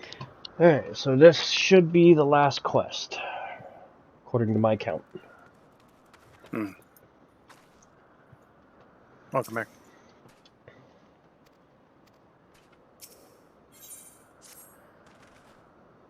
An all too brief interlude, perhaps, but it is the time I attend my next task. As MXTELC and Hythlodaeus are aware, we've reached a verdict regarding the fates of the Laocones. 7 were created for observation, and all 7 must be unmade. Doris has followed the correct protocols, and as Chief Overseer, I can find no fault in his judgment. The Laocones, or Ones, would disrupt the natural order, ravaging and consuming other species until they themselves starve and perish. They cannot be released into the wild, and they cannot be allowed to remain here in Elpis. I intend to petition the Bureau of the Architect to have the concept preserved as a restricted purpose, hazardous life form. Hythlodaeus has pledged to support me in this endeavor. Yet, whatever the Bureau decides, the existence of Lyconis has served the purpose. Doris has already isolated the creatures, and is preparing to carry out the necessary measures. I will join him forthwith. It is my duty to witness the conclusion to this study. If you are resolved, then we have but to accompany you. Of course, let us be off then. We return to the main aisle.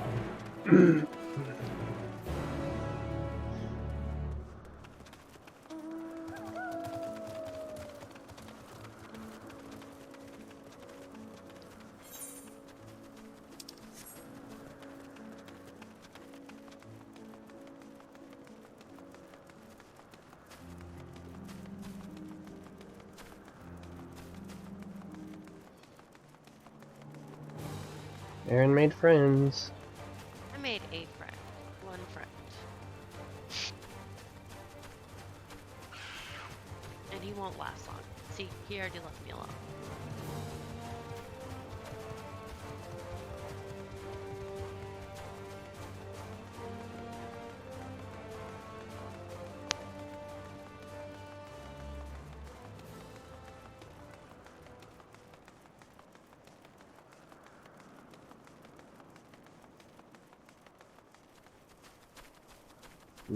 Don't these look interesting? Uh-oh.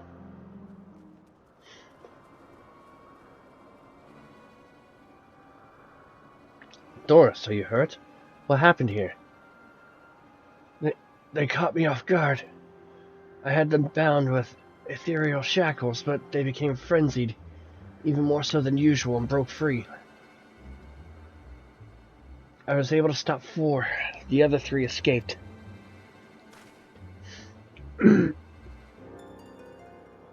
I see. 2 have taken to the air above the 12 Wonders.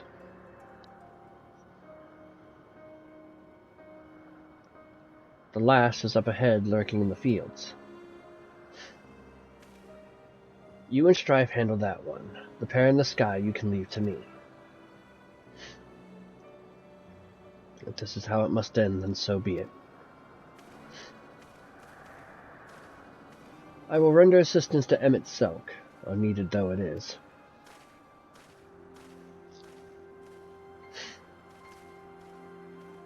Meteon, you are to stay here with Doris. But Hermes! The Lycaonis must be reverted. I would spare you their pain and mine. This is my burden, not yours. But if you are intent on helping, then please follow my lead.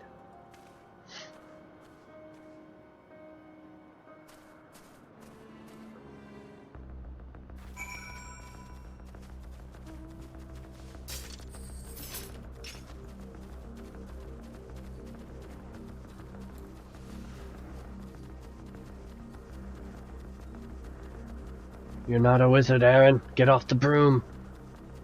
I am a wizard!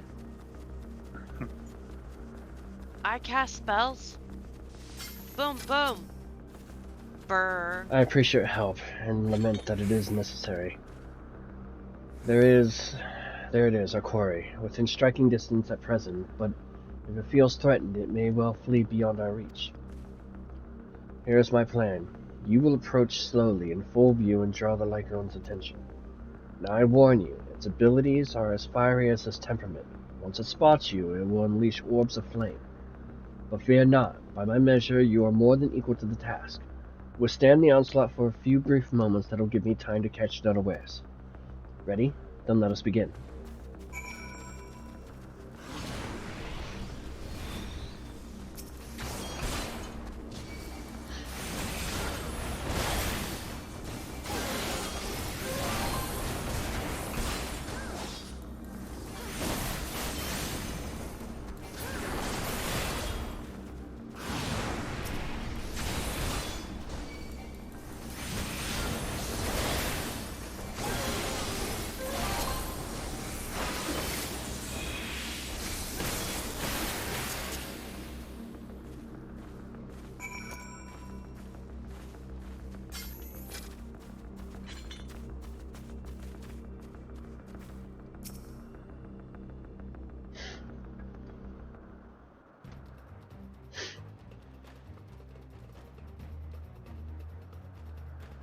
Now.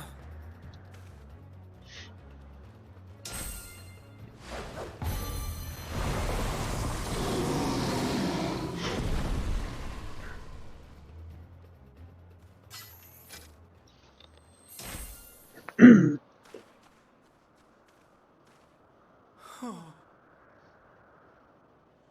Forgive me. Please, forgive me. May you and your kin find peace. Wherever your souls may drift in the underworld, may you find tranquil seas.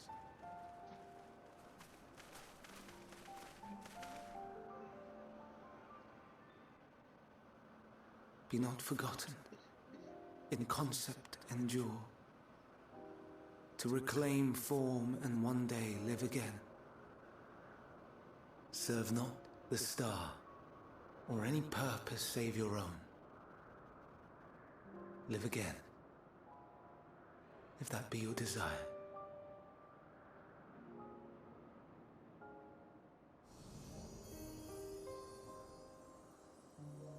Hate, if that be your want. We are worthy. But leave your suffering behind. Lay down your burdens, be born anew. Fly high, fly free.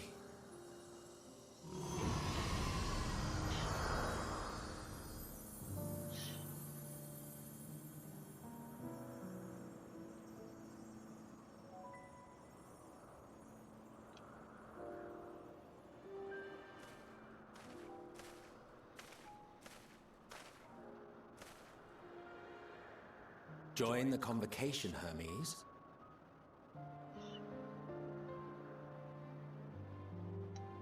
You do not belong here. Leave to replace another. To be replaced. It changes nothing. Tell me, do you think it right that we sacrifice all these lives for the sake of the star? And when the star has reached perfection, what then? If all who are satisfied choose to die, shall we all die in satisfaction? Holy shite, this is incredible. So many tearjerker moments. I do not know. Were I to take up the seat of Van Daniel, it would be tantamount to approving my predecessor's death. I'm assuming it's the stuff that you're doing right now, Strawberry? It is right. And to be torn by such thoughts. I do not know if I am fit to represent mankind. Hermes! Please, don't be angry. It hurts so.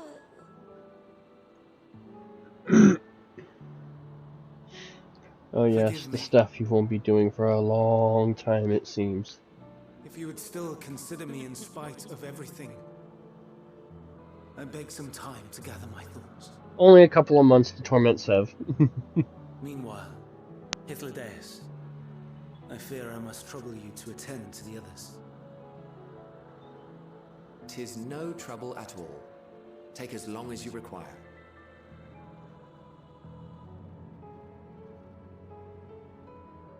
And you, my friend. I pray you find that which you seek.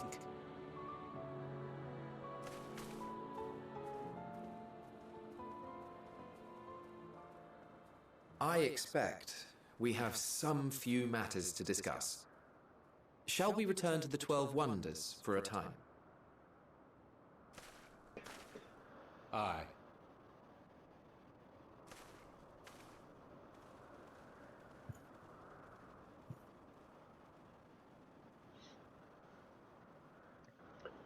Nah, we'll hopefully be there soon. I'm going to try and get myself caught up so this way by Wednesday-ish. Hopefully we'll be able to do the 87 quest line. The other Lycomas have been taken care of.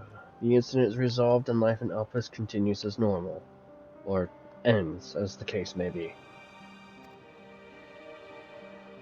Rationally speaking, I understand Hermes' argument. No matter how well deserved the rest, there is a pang of sadness when a colleague leaves us. Yet never has his departure caused me such grief as Hermes appears to feel. What must it be like to experience such torment?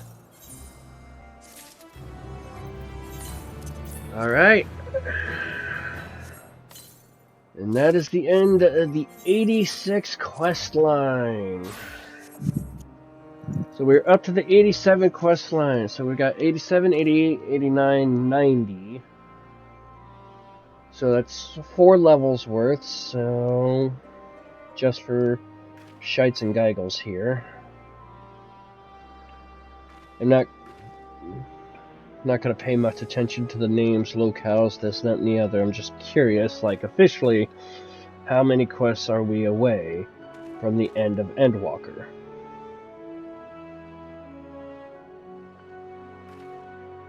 Million.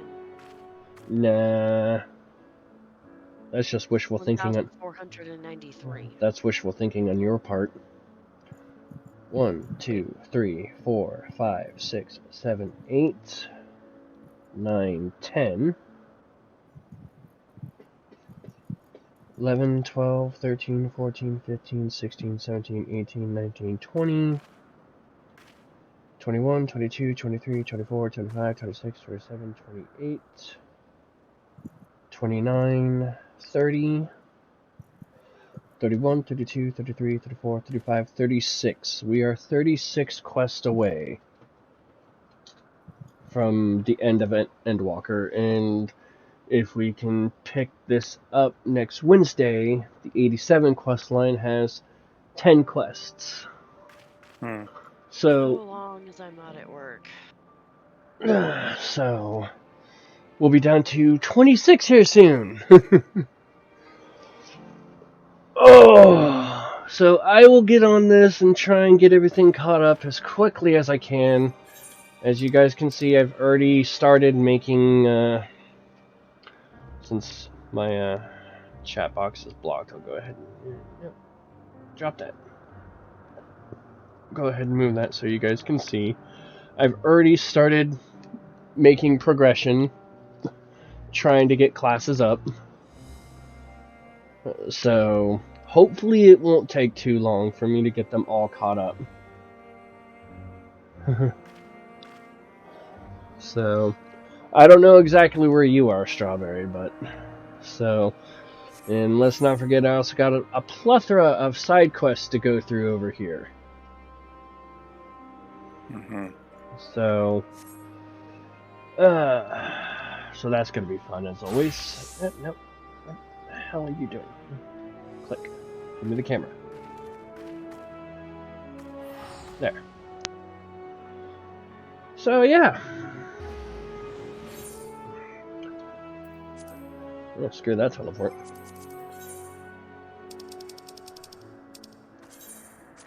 Oh, and screw that one too.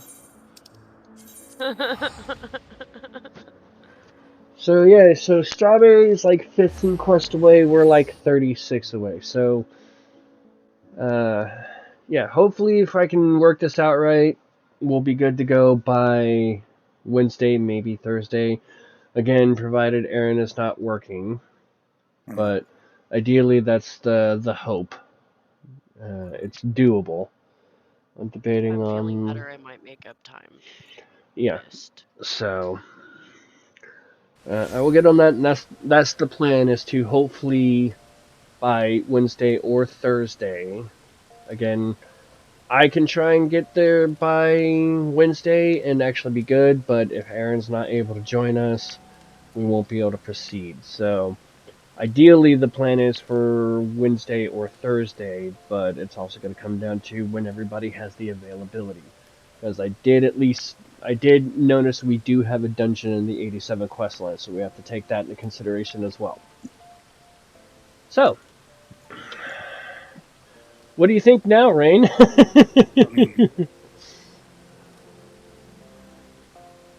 Did we enjoy Elpis? Very nice place. Yeah, so far what we've seen of it, very pretty. So, Eren, what'd you think? You like it? It's got Venus flytrap stone plants. Stoned Venus flytrap plants. That is I'm your not gonna big lie, like takeaway. you, Wonder Twin, I'm still quite attached to the moon. Yeah, I mean, it is a very... What I saw of the place, it is very pretty. And there were a couple of areas I would love to hang out in. But overall aesthetic and just pure love for me, the moon is still the hands down victor on that one. I just... The scenery, look up and see the earth, or The Eorzea. scenery, just the dynamic of the moon, and the nostalgia for FF4. Yeah, there's too much there for you and I. Yeah, there's just... Yeah, there wasn't enough of Elpis to sit there and trump that.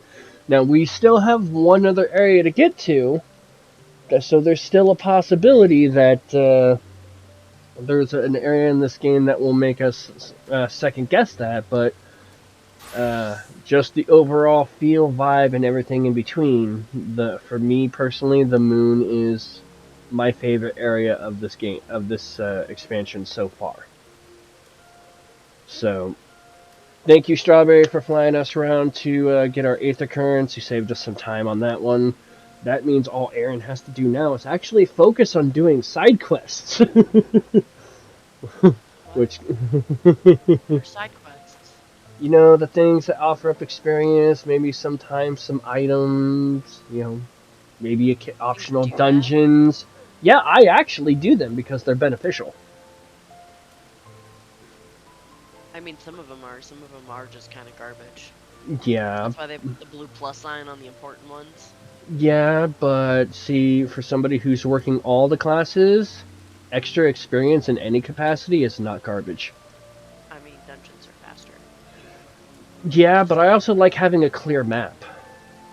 And and technically, no, because it would probably take me a quicker time to go through 9 quests, side quests, than it would be to start a dungeon and get through the first boss. But you would also get less experience on 9 side quests. Actually, than you would the dungeon. Actually, no, I would actually be getting more. Not sure where your math comes in with that, but okay. I can actually tell you, Venispati, last night I ran out of blue bonus EXP. With only 13% boost from the heat of battle and food, the first boss of Venispati only pays out 455,000 EXP. But it's EXP for every boss and the completion of the dungeon. No, that's just... Unless you know the entire math on that versus your 9 side quests. I could do 5 of those side quests and get more experience than doing everything up to the first boss of Venispati. Okay. So, yes, as a whole, the dungeon would probably pay out more than the side quest. But I can get as a dungeon's run worth of experience, if not more, from doing those side quests faster than running the dungeon. Anyway, I will hopefully see you guys soon. What the goal is Wednesday or Thursday, but that could be subject to change depending on how Eren's work decides to operate.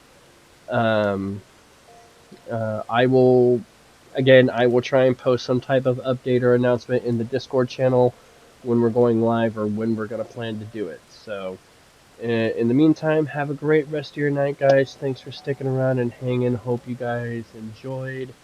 Till then, have a great rest of your night, and I will see you hopefully next week. Say goodbye, everybody. Later, y'all.